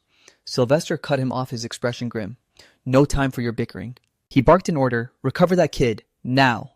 Deokjan blinked in confusion. "You're not coming to back me up." Sylvester adjusted his collar, his voice low. "Too many shadows are watching us tonight." Deokjan's expression shifted to one of pure dread. "Don't tell me, is it one of the four tyrants?" Before the question could be answered, a brilliant, searing flash erupted behind them. The estate was suddenly consumed by an inferno that climbed toward the heavens. Deokjan sprinted toward the heart of the conflagration. He stopped at the edge of the heat, shielding his eyes as he surveyed the ruins. A lone figure stepped out from the wall of fire. Taking in Seigun's hollow, vacant stare, Deokjan asked softly, "Are you still with us, kid?" The MC replied in a voice devoid of emotion, "Just get me out of here." The flickering lights of the approaching vehicles cast an eerie, rhythmic glow over the debris. The convoy tore down the road, and as they screeched to a halt, heavily armed soldiers flooded the perimeter. They established a blockade around the crater Seigun had left in his wake. Sylvester observed the entire military operation from a distant shadowed ridge. A ghost of a smile touched his lips as the sky split with another crack of lightning. The light revealed a cluster of stray cats watching from the darkness. Sylvester's voice was a steady command, deliver the message. The cats immediately disgorged several severed heads sitting in obedient silence like tiny furry harbingers of death. Earlier that evening at a high-end establishment, a sleek black sedan glided to the curb. A second vehicle trailed closely behind both luxury cars, gliding into a synchronized halt. Sylvester remarked dryly, "You're either suicidal or utterly insane to go barging into Azuna territory like this." Phantom, standing tall opposite him, countered, "The nature of our business is far too pressing for pleasantries." Sylvester's expression remained a mask of cold vigilance. What could possibly entice the man who treats me like a plague to seek me out in person? Phantom let out a dark smirk. "Pardon my bluntness, but you don't actually believe a vampire like me has tears to shed for your lot, do you? Why not take your grievances to another trueblood?" Sylvester, his patience fraying to a thread, barked, "Spare me the theatrics. Why are you here?" Phantom replied with a taunting lilt, Now, don't be so cold. Let's indulge in a little more conversation." He gave a nonchalant shrug, adding, "After all, time is the one luxury we both possess in excess, isn't it?" Much to his amusement, the hunter across from him remained utterly unimpressed. "I have zero interest in hearing another lecture on how a parasite survives by pilfering time from others. It's a worthless tale, and I have no minutes to waste on it." Sylvester fixed him with a glacial stare once more. "So, out with it, what is the real reason you've crawled all the way here?" The sudden weight of Sylvester's gravity finally forced Phantom into a rare moment of silence. He took a slow, deliberate sip of his tea before stating firmly, "Sylvester, whatever you do not let your path collide with the four tyrants." This warning only heightened Sylvester's suspicion. A vampire playing guardian angel to a hunter? How touching and how revolting. Phantom merely smirked, correcting him coolly, "Don't flatter yourself. This isn't a gesture of care. It's a courtesy warning." Sylvester responded with a sharp, defiant challenge. "And what if I choose to ignore your advice?" His hand was already hovering inches from the sidearm resting on the table. "Are you planning to make me comply?" Though a faint smile lingered on Phantom's face, his tone was laced with lethal intent. "I certainly wouldn't mind settling this right here, right now." The sight of Sylvester's fingers inching toward his steel made Phantom pause, his amusement flickering. He remarked softly, "We are a far cry from the primitive butcheries of the past, Sylvester." He set his teacup down with a hollow click and continued, "Resorting to savagery with you now would simply offend my aesthetic sensibilities." An ocean of suffocating, killing intent suddenly radiated from Phantom. "Think what you will. I am the sovereign of vampires. I am the king of the human cattle." He continued as Sylvester listened in grim silence. "Because that girl has ascended as the youngest of my clan today is a day for celebration and the gift of absolute revenge." With those cryptic words, Phantom stood abruptly, his cape swirling. "And so," he delivered one final biting remark before turning to leave, "I'd appreciate it if you didn't harbor too much resentment, my dear Mr. Stalker. Since I've satisfied your curiosity, I'll take my leave." Sylvester scowled as the parting words drifted back through the air. "Thanks for the coffee." Back to the cold reality of the present, Sylvester muttered to himself while rolling a spent casing between his fingers. "I only outsourced this to Deokjeon because I was concerned. How pathetic of me." In the distance, Deokjeon and Seigun were trudging toward him. What are they thinking? They didn't even have the sense to police their own brass. The sharp critique forced Seigun into a brooding, resentful silence. Sylvester spoke again the moment he took his seat. "I take it that after all that sound and fury, you still came up empty-handed." Seigun suddenly called out, "Sylvester." A bizarre, out-of-place question followed. "Do you think I actually look like Kurt Cobain?" The absurdity of the remark made Seigun erupt into a sudden, jagged laugh. "Your brain must be waterlogged from the rain. You're talking pure nonsense." However, the brief spark of humor died instantly. Seigun lowered his head, his face darkening with a heavy, troubled expression. He buried his face in his hands, clutching his skull as if trying to hold his mind together. Current status: the Scarlet Witch is nearly unleashed, in another forgotten corner of the metropolis where the flickering street lamps barely held back the gloom. A staggering drunk was paralyzed by the nightmare unfolding before his eyes. The silhouette of the beast was so massive, so grotesque, it felt like a physical weight on his chest. Outside a nearby building, workers grumbled about their lot. "That damn manager. The shop is a ghost town, yet he drowns us in grunt work." "Exactly. It's not like he lifts a finger when we're gone. And we can't exactly go to the labor board about it. Why does he look so shady anyway? Whatever, at least his check's clear." Their complaining was cut short by a wet, tearing sound echoing from the alley. "Wait a second." They turned in unison toward the darkness. What the hell was that? The hulking silhouette of Mad Dog loomed into view. Panic seized them instantly. What is that thing, a vagrant? He's way too big for a beggar. Is he eating? What is he eating? Across from them, Mad Dog was ravenously gorging himself on something unidentifiable. They instinctively shone a flashlight toward him, their minds racing. What's the play? Can the three of us take him down? At that exact moment, Mad Dog slowly rotated his gore-stained face toward them. Ignorant of their impending doom, one of them whispered, "Is that a monster?" Before the words could even settle, two of the men were snatched by a blur of violence. Their skulls were slammed into the concrete with bone-shattering force. The lone survivor stood frozen, his mind shattering under the weight of the horror. He began to stumble backward, his legs turning to lead. One of the men managed to choke out a terrified observation. Did that thing just get bigger? A visceral flashback to the creature's past. I was undeniably human once. When did my world turn into this red haze? Years ago, when Mad Dog was still a man, a sudden and inexplicable hunger had erupted from the depths of his soul. Since that cursed day, my humanity began to erode. The gnawing void in my gut felt like a clawed hand tearing through my throat, and my sanity simply shattered. Before I could even fight back, I woke up to find myself standing over a mountain of devoured corpses. Yet the horror didn't end with the guilt. A single monstrous question haunted him. Why do humans taste so divine? Night falls again. On the surface, the city streets seemed eerily tranquil.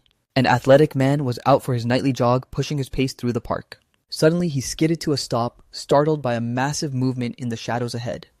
In the reflection of his glasses, the distorted, monstrous form of Mad Dog appeared like a nightmare made flesh. The beast was charging toward him with the speed of a runaway freight train.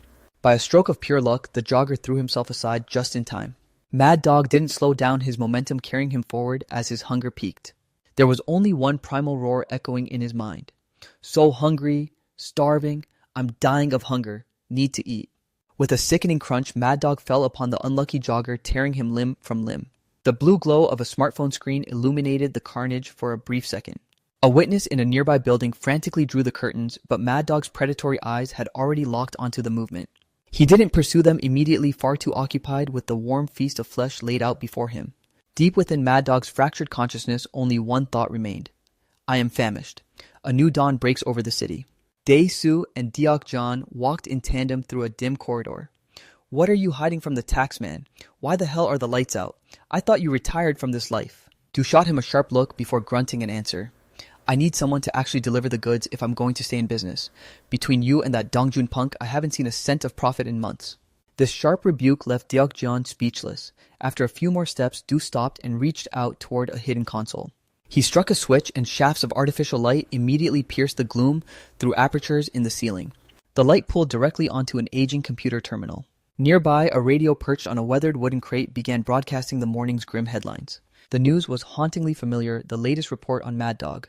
Last night in Seoul's Gangseo district, an unidentified assailant. Du asked quietly, "Give me the bag." As Deok-jan complied, they both listened intently. Indiscriminately slaughtered several citizens. The news anchor's voice was grim. Witnesses describe a scene of unimaginable horror. A monster allegedly emerged from the sewers to launch a predatory strike. Authorities state they believe this was likely a random act of senseless violence by a deranged individual. However, the residents who survived the ordeal are vociferously disputing the police report. Every single witness insisted with absolute certainty that the attacker was not human. The frantic whispers of the survivors grew louder as more people observed the entity's path. Some were even leaking pixelated, terrifying images of the bloody aftermath left by Mad Dog. There is no way a human did that. It's impossible. What kind of drug could give someone the strength to tear a man in half like paper? Hearing this, Deok-jan muttered thoughtfully, "A mutant, this is getting complicated." In the eternal war between the hunters and those blood-sucking leeches, there is one sacred command remain in the shadows. He pondered the implications. Our war was never meant for the public eye, but that veil has been shredded to pieces. Du, standing beside him, added grimly, "The vampires who want to clean their own house will be on the move now." Drawing on decades of experience, he analyzed the situation, and every hunter looking for a big payday will be circling like vultures. Deok-jan remarked with chilling calm, "A storm of blood is heading our way." Night descends upon a dark alleyway, now cordoned off with yellow caution tape. This was the epicenter of Mad Dog's latest massacre. The massive hunched silhouette of the creature was huddled beside a flickering vending machine. As Mad Dog was ravenously devouring his latest find, He was suddenly blindsided by an attack. A new arrival stepped into the light, leisurely unsheathing a lethal blade. Mad Dog dropped his meal and settled into a feral combat stance. Yoo-hoo and Gi-ong slowly closed the distance, their eyes cold as they remarked, "For a stray, you're certainly making a hell of a lot of noise." Gi-ong scanned the beast and added, "Keep it up and you'll wake the entire neighborhood." The night air was deathly still. As Mad Dog guarded his feast, two deadly silhouettes moved in for the kill. Yoo-hoo spoke with a calm, terrifying authority. "Come quietly." Gi-ong offered a smirk as a warning. But the plea was useless. Yoo-hoo had already drawn his steel to end the nightmare. He then dropped into a low, predatory stance, primed for a total bloodbath. A jagged, sadistic grin split Yoo-hoo's face. "Come get some, you freak," Mad Dog snarled back, trembling with pure, unadulterated rage. Without hesitating for a single millisecond, the beast lunged forward with explosive force. Yoo-hoo executed a fluid sidestep, effortlessly dancing away from the pulverizing strike. A guttural roar of agony ripped from Mad Dog's throat as the counter hit connected. He lashed out blindly, swinging the serrated bone spikes protruding from his hide. The air between them crackled as the skirmish escalated into a frantic, high-stakes duel. Suddenly, the cocky smirk vanished, replaced by a flash of sheer panic on Yoo-hoo's face. Mad Dog had intercepted his wrist, locking it in a crushing, inescapable death grip. The monster wound back and drove a piston-like punch squarely into Yoo-hoo's chest. Gi-ong suddenly crashed the party, delivering a heavy-duty kick that sent Mad Dog skidding backward. Without missing a beat, Gi-ong reached forward to press the advantage. He unleashed a devastating blast, leaving the mutant sprawled and motionless on the asphalt. Yoo-hoo spat blood, grumbling, "I had it under control, I didn't need your backup." Gi-ong remained icy. "This isn't a game. Keep your guard up or end up in a body bag." He smirked darkly, adding, "In the comics this is the exact moment the villain pulls a vanishing act." Yoo-hoo groaned. "Don't jinx us with that cliché crap." Yoo-hoo opened his mouth to retort when a high-caliber round detonated against his skull. That definitely wasn't in the script. Gi-ong stood frozen in absolute horror as his partner's lifeless body hit the deck. The marksman was none other than Mad Dog himself. The beast began spraying a relentless hail of lead, forcing Gi-ong into a desperate, undignified scramble for cover. He dove behind the thick trunk of a tree, hissing a venomous curse. "You miserable piece of shit!" Gi-ong ground his teeth together, his blood boiling with murderous frustration. He stole a cautious glance around the trunk to gauge the monster's position. In an instant, his shock hardened into a mask of lethal intent. Gi-ong let out a primal, earth-shaking roar. He fixed a hateful glare on Mad Dog and bellowed, "I'm going to tear the life out of you with my bare hands, you bastard!" Mad Dog slowly lurched over the twitching form of the fallen Yoo-hoo. The creature's hulking silhouette expanded, completely eclipsing the boy beneath his shadow. Mad Dog unhinged his jaw and leaned down, salivating at the prospect of the feast. Back at the hideout, Seong-hui chirped with genuine delight, "Sae-gun, you're back," as she spotted the familiar silhouette. "I've never seen a machine with such a wicked design before." "Is this your new warhorse?" Sae-gun replied flatly. "Yeah, I finally found a dealer who doesn't mind doing business with a brat like me." Seong-hui tilted her head. "Why the attitude? It's not that strange. Besides, your whole edgy Reaper look matches the bike perfectly." She gave him a slow, approving scan. "You've truly transformed into a world-class hunter, haven't you?" Sae-gun pivoted toward the stairs. "Where's Sylvester?" Seong-hui crossed her arms with a sigh. "The old man is upstairs, dead to the world. He should be surfacing by now, though." Sae-gun's reward for entering was the cold steel of Sylvester's muzzle pressed to his forehead. The priest was still sprawled in bed, looking deceptively harmless in his silk pajamas. The sudden threat made Sae-gun wince instinctively. He spoke in a low, forced calm. "Good to see you're in such a welcoming mood." Sylvester sat up with glacial slowness. "Break the habit of barging in on a sleeping man. You never know when a reflex will end your life." Sae-gun stepped closer. "You know you look about 0% intimidating in those flannels." Sylvester asked with a flat, bored tone, "What's so urgent?" Sae-gun didn't mince words. "That freak accident the media has been obsessed with lately." Sylvester slid out of bed. "You mean the urban legend slaughtering civilians in the park?" Sae-gun nodded. "Exactly. What's your take?" Sylvester's eyes sparked with professional interest. "It's as I suspected. This region still has rogue vampire clans that haven't secured the underworld. That lack of discipline is why things are getting this bloody." He tied back his silver mane. "He's just a mutant. Leave the stray alone, and his body will eventually burn itself out." Sae-gun was floored. "What people are being butchered out there right now?" Sylvester snapped back. "Don't look to me for a moral compass. I'm your handler, not your Sunday school teacher." His gaze turned dismissive. "Even if the streets run red, what exactly does that have to do with you?" Sae-gun held his ground. "You say that, but deep down you know this mess is our business, don't you?" Sylvester fell silent. He exhaled a cloud of smoke and explained, "Mutant blood is toxic garbage worthless to us." Seigun leaned in, absorbing every word. "However, these abominations serve as an irresistible beacon for the executioners. When a hunter's mutation goes critical, they descend into a state of pure mindless insanity just to sate the hunger. They stop caring about the masquerade or survival." Sylvester shot him a knowing look. "And that is why those highborn bastards—" He methodically checked the silver-tipped rounds in his magazine. "Will crawl out of their holes to erase the stain on their clan's reputation." Sylvester deepened the lore. "The executioners are elite high-ranking vampires that even seasoned veterans can't usually get a beat on." A light bulb went off in Seigun's head. "So we use the mutant as a tether to reel them in." Sylvester let out a dry, raspy chuckle. "Bingo." He returned his focus to his sidearm. "For a hunter with bills to pay, this is a once-in-a-lifetime payday." Just then, Sylvester's phone chimed with a high-priority alert. "Vampire Tracker Live. New intelligence packet received." Seigun leaned over his shoulder. "What are we looking at?" Sylvester cut him off with a sharp quiet. The encrypted voice from the phone droned, "We have premium intel on the line. You're all dying for the truth, aren't you? We are now unmasking the identity of Mad Dog. The mutant currently painting Soul Red has been confirmed as former hunter Eom Dongjun." Sylvester's face hardened into stone at the mention of the name. "This changes things." Meanwhile, Doc John was flooring it through the city streets.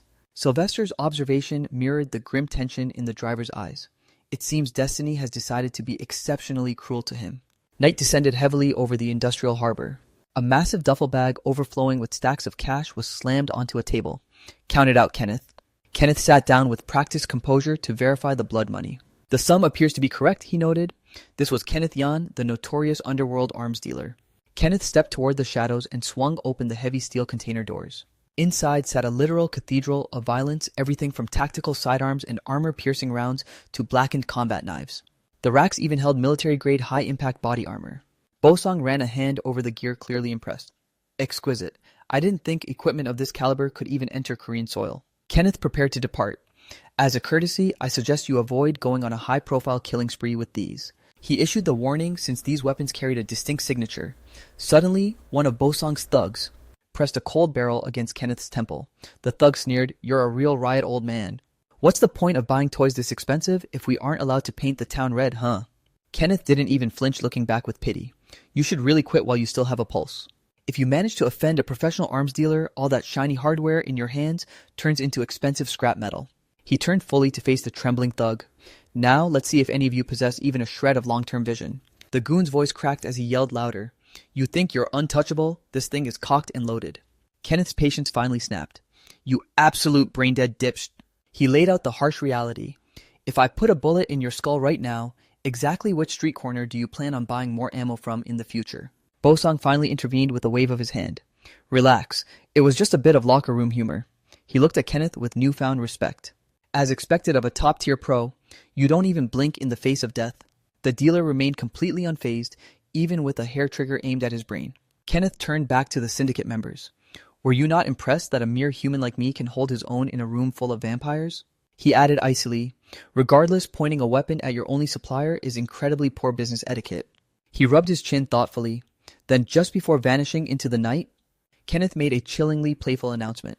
"Next time, I'm tacking on a 10% idiot tax to the invoice. Do try to keep that in mind." Bosong's eyes widened slightly.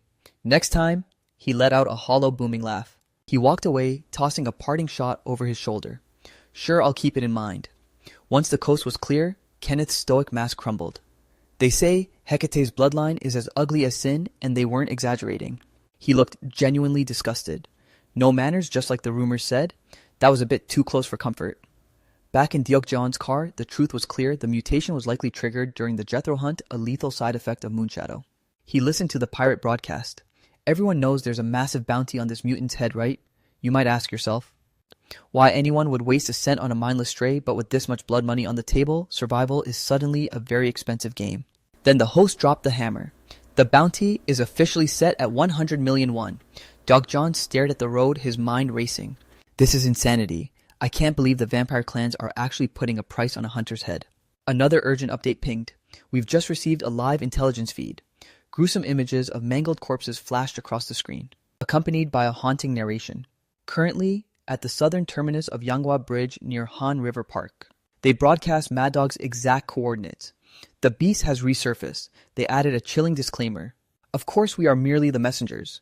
The blood on the floor is your choice. In the shadows of the bridge, several lethal figures were closing in on Mad Dog. He's gone completely feral. They materialize on the rooftop, scanning the area. Do we have the green light to put him down? Echelon peered over the edge and sneered. Even if this is the backwater of the East, don't underestimate the police in this godforsaken country. Mad Dog bolted the instant his predatory instincts caught sight of the duo. The long-haired vampire beside him offered a languid, hollow apology. My mistake. He thrust his hands forward, splaying 10 fingers to summon a skittering swarm of venomous spiders. The arachnid horde locked onto Mad Dog, swarming him in a singular, coordinated strike. The force of the impact sent the mutant crashing into the asphalt. Mad Dog let out a guttural shriek as in a heartbeat, he was trussed up in a cocoon of unbreakable silk. Only then did the long-haired stalker turn to his partner. Echelon, why don't you deliver the final blow? In a flash, Echelon sensed a lethal ripple in the air and shoved his comrade aside. Move! Thanks to that split-second reflex, the high-velocity round merely grazed the long-haired vampire's shoulder. A sharp cry of agony pierced the night. Echelon's eyes burned with fury as he glared toward the source of the shot. And bellowed, who the hell dares to interfere? A mocking, jagged laugh was his only retort. Seems the Jethro clan's stray dogs are running rampant on Korean soil, eh? A phalanx of armed men closed in surrounding the pair. The leader barked, secure the leech and the freak. 2 trophies, 1 job, the boss is going to feast tonight. The man's arrogant posturing set Echelon's blood boiling. You avaricious lunatic. The hunter flashed a predatory smirk. Better than losing my mind over a few drops of copper-tasting filth, wouldn't you say? He added. In the end, we're 2 sides of the same coin. The moment the words left his lips, he and his mercenaries unleashed a lead storm. The long-haired vampire silhouette was instantly riddled with holes. Echelon was a blur of motion weaving through the initial volley. He closed the distance in a flash to launch a lethal counterstrike. With a distorted, sadistic grin, he hissed, burn in hell. Echelon lunged rain and blood spraying as he unleashed a savage, relentless barrage upon the hunter. But his adversary was a shadow nimbly slipping past every blow. The hunter smirked, remarking with cold amusement, I respect the ferocity, but haven't you made the fatal mistake of underestimating humanity? He punctuated the taunt with a bone-shattering kick delivered straight to Echelon's jaw. Miserable cur. His subordinates immediately pivoted, training their muzzles on the staggering Echelon. They wasted no time pumping a steady stream of silver-weighted lead into his chest. Echelon's screams turned to wet gurgles as the bullets shredded his vitals, finally collapsing into the grime. The sight of the high-rank vampire broken and bleeding filled the hunter with dark satisfaction. Without a word, they began the grim task of harvesting the potent high-tier essence. How long has it been since we've bagged a specimen of this caliber? The leader issued a sharp reminder, this is Jethro Ichor, watch yourselves. 1 slip, and you'll be the next mutant we put down. Suddenly, his gaze drifted toward a different shadow. He surged forward, arm outstretched in a sharp warning, hands off that one. He stays. A confused mercenary blinked. We're leaving the bounty. There's a massive price on his head, boss. He stared at Mad Dog, who was feebly clawing at the dirt. That pathetic creature is the ultimate lure right now. The realization hit the subordinate like a physical blow. He's a beacon. Leaving him alive pulls in more vampires. Why settle for 100 million when we can have the whole horde? The leader reached out. Hand me the beacon. Now. They decided to transform Mad Dog into a living, breathing homing device. He strode over and delivered a sickening, rib-cracking kick to the creature's side. Then he ground his boot into the mutant's neck to pin him to the earth. A depraved smile spread across the hunter's face. Where should I plant this? I hope your body can handle the signal. He brutally embedded the tracker into Mad Dog's flesh and stepped back as the wounded beast scrambled to flee. The leader watched the creature limp away, noting with a smirk, perfect. He's still got enough life to run. They stood in silence, watching Mad Dog vanish into the urban gloom. Only then did the leader pivot back to his squad. Pack it up. The real hunt begins now. The crew vanished with him into the night. The grand harvest had officially commenced. Their armored convoy roared down the midnight highway. Suddenly, the leader's eyes narrowed as a shape emerged from the fog. He muttered a low warning as a massive transport truck swerved to block their path. What the hell is this? The rear doors groaned open, revealing a strike team of stone-faced vampires, primed and waiting for the slaughter. The leader's face drained of all color. Incoming reverse, get us out of here. But a vampire had already hoisted a heavy ordnance weapon, locking onto the target. He pulled the trigger with cold surgical precision. The projectile shrieked through the air and detonated against the lead SUV, blooming into a colossal fireball. The vehicle was flipped like a toy, tumbling violently across the burning pavement. Bosang watched the carnage from the periphery, a look of grim pleasure as the scene dissolved into a symphony of fire and metal. The hunter, scorched and bleeding as he crawled from the mangled wreckage, hissed, "Curse you." He was greeted by a merciless rain of lead from the darkness. The vampire squad moved in with predatory grace. Executing the surviving hunters with their bare hands, Bo-sang slowly stepped over the bodies, his eyes filled with absolute contempt. "Aren't you just one of the alchemist's little lapdogs? You vanished from the States only to turn up in Korea?" Bo-sang mused casually, sipping from a blood pack. The hunter spat blood glaring upward through the haze. "You filthy Hecate spawn!" He wheezed out a question.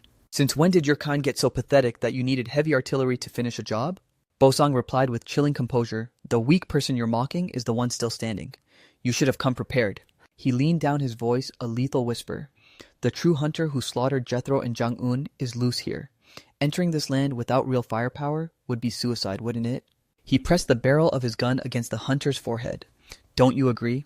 Bo-sang didn't hesitate, pulling the trigger with a dull thud. As the adrenaline of the execution faded, he barked an order, "Find the signal. There's a tracker on the mutant." Bo-sang now gripped the pulsing device, watching Mad Dog's movements on the screen. A subordinate checked the frequency. "It's an FM series model." He nodded. "Excellent." A sharp, dangerous smirk played on Bo-sang's lips. "Shall we go and claim our midnight feast?" In an instant, his subordinate's head snapped back as a sniper's round struck home. The vampire's skull was hollowed out in a spray of gray and red. Bo-sang recoiled, his eyes wide with shock. "Bio bullets." He whipped his gaze toward the surrounding shadows. His expression soured into a mask of pure bitterness as a silhouette emerged from the gloom. It was none other than Sylvester, the legendary true hunter. He surveyed the charnel house with a tired sigh. Quite the influx of uninvited vermin tonight. He lunged a silver arc of steel, decapitating one of the goons before they could even blink. With a second fluid rotation, another head hit the pavement. Bo-sang watched the slaughter, his grin turning into a mocking challenge. "You really think you can take on an entire nest alone?" Sylvester became a blur of silver and shadow weaving through the underlings, dropping them like flies in the span of a single heartbeat. He finally came to a halt, his blade dripping, and locked eyes with Bo-sang. "Your men were useless, but your ambition is almost impressive." This ignited a spark of frenzy in Bo-sang as he lunged into the fray. "Sylvester, for monsters like us who live in the gutter of death, peace is a slow poison. Aren't you the most noble reaper of them all?" He swung a lethal claw, but Sylvester slipped the blow like smoke. In the next breath, Bo-sang watched in frozen horror as his own torso began to slide away from his legs. Sylvester's face remained a mask of cold indifference as he whispered, "The act of ending your suffering. Don't mistake it for mercy, vampire." The execution was over in a flash. Elsewhere, Mad Dog continued his desperate flight. A thunderous voice boomed from the darkness behind him. "Halt, right there." A new wall of hunters blocked his path. "Look at this disgusting heap of trash." Leading the pack was Young Ho. "You were actually human once. The sight of you makes me want to vomit." He raised a hand, signaling his ravenous pack. "Listen up, boys. Burn this freak down, and let's get home before the sun ruins our complexions." They lunged toward Mad Dog, a tidal wave of steel and hate. However, the mutant wasn't going to go down without a pound of flesh. Mad Dog coiled his muscles and leaped into the air, locking onto his prey with primal ferocity. His jagged, mutated claws clamped onto a subordinate's skull, crushing it like a ripe melon. And then, with a sickening crunch, he tore the man limb from limb. The sheer carnage of the struggle left Young Ho paralyzed. What in the hell is wrong with that freak? He watched his underlings get slaughtered one by one and shrieked, "Is he not dead yet? Put him down." Mad Dog gasped for air, his breath ragged. Suddenly, a new silhouette loomed behind the beast. Young Ho's eyes widened with a sadistic spark at the sight. But a sudden violent intervention shattered his hopes. A flash of fire erupted from a distant barrel, perforating the subordinate who was mid-swing, ready to gut Mad Dog from behind. Only as the corpse hit the dirt did Mad Dog realize the marksman was Seigun. "Never thought I'd see you in this state. It's been a lifetime, hasn't it?" He surveyed the blood-soaked scene and grunted, "Deokjeon's late to the party, I see." Young Ho was so rattled he could barely form words. Even you're here." Mad Dog's predatory gaze slowly swiveled toward the newcomer. Seigun felt a jolt of shock as the monster wheezed out his name. "Seigun!" Then Mad Dog's entire frame began to convulse. His muscles swelled and his aura exploded with a terrifying raw power. Seigun's expression remained a mask of stone as he witnessed the grotesque evolution. The remaining survivors stood frozen in terror until Young Ho finally snapped and tried to bolt into the shadows. Seigun instantly tracked him, leveling his muzzle. "And where do you think you're crawling off to, rat?" A thunderous crack echoed as lead spat from the chamber. Young Ho took the bullet's full kinetic force and collapsed into the mud.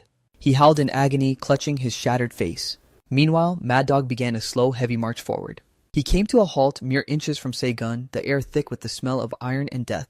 Mad Dog's dilated pupils burned into his soul. Seigun didn't flinch, meeting that monstrous intensity with a glacial, unwavering stare. However, the tension snapped as Mad Dog simply brushed past him, leaving the hunter untouched. The inexplicable mercy left Yang Ho reeling. What? Why? Why did you let that thing just walk away? He went bone white and silent as Seigun loomed over him. You're Yang Ho, aren't you? His voice was cold, hollow, and utterly detached. His tone carried the weight of 1,000 sins as the past flooded back. Do you have any inkling of what the Sangdong gang put me through? Vivid images of the horrors he tried to bury clawed their way to the surface. Even if I scream until my lungs burst with rage, it won't change a damn thing. The faces of dead friends and butchered innocents flickered behind his eyes. In the end, every hope for a normal life had been systematically incinerated. The point of no return had long since passed. With lethal grace, Seigun cocked his sidearm. Thanks to you, I've received a very educational introduction to this hell. Sensing his end, Yang Ho shrieked in a blind panic. No, stop, wait. I can explain. The cold steel of the barrel was pressed firmly against the center of his forehead. Seigun didn't even blink as he pulled the trigger to end the debt. You should have stayed in the shadows. Without a second glance at the corpse, he pulled out his phone. Deep within the lightless tunnels of the sewer, bathed in a sliver of moonlight, Mad Dog sat in a catatonic daze. The silence was shattered by a heavy tread and a familiar voice. Looks like I'm in that kid's debt once again. Mad Dog's head tilted toward the sound. Deokjon stopped before him, his voice trembling slightly as he called out, Osasi... Captain Eom. Mad Dog tried to speak a broken I'm escaping his throat before the insatiable hunger within him detonated. With a feral roar, Mad Dog lunged for the kill. Deokjon didn't move a muscle, his face showing no surprise. He only wore a weary, heartbreaking smile. The inability to weep. I suppose that's a curse shared by both men and monsters alike.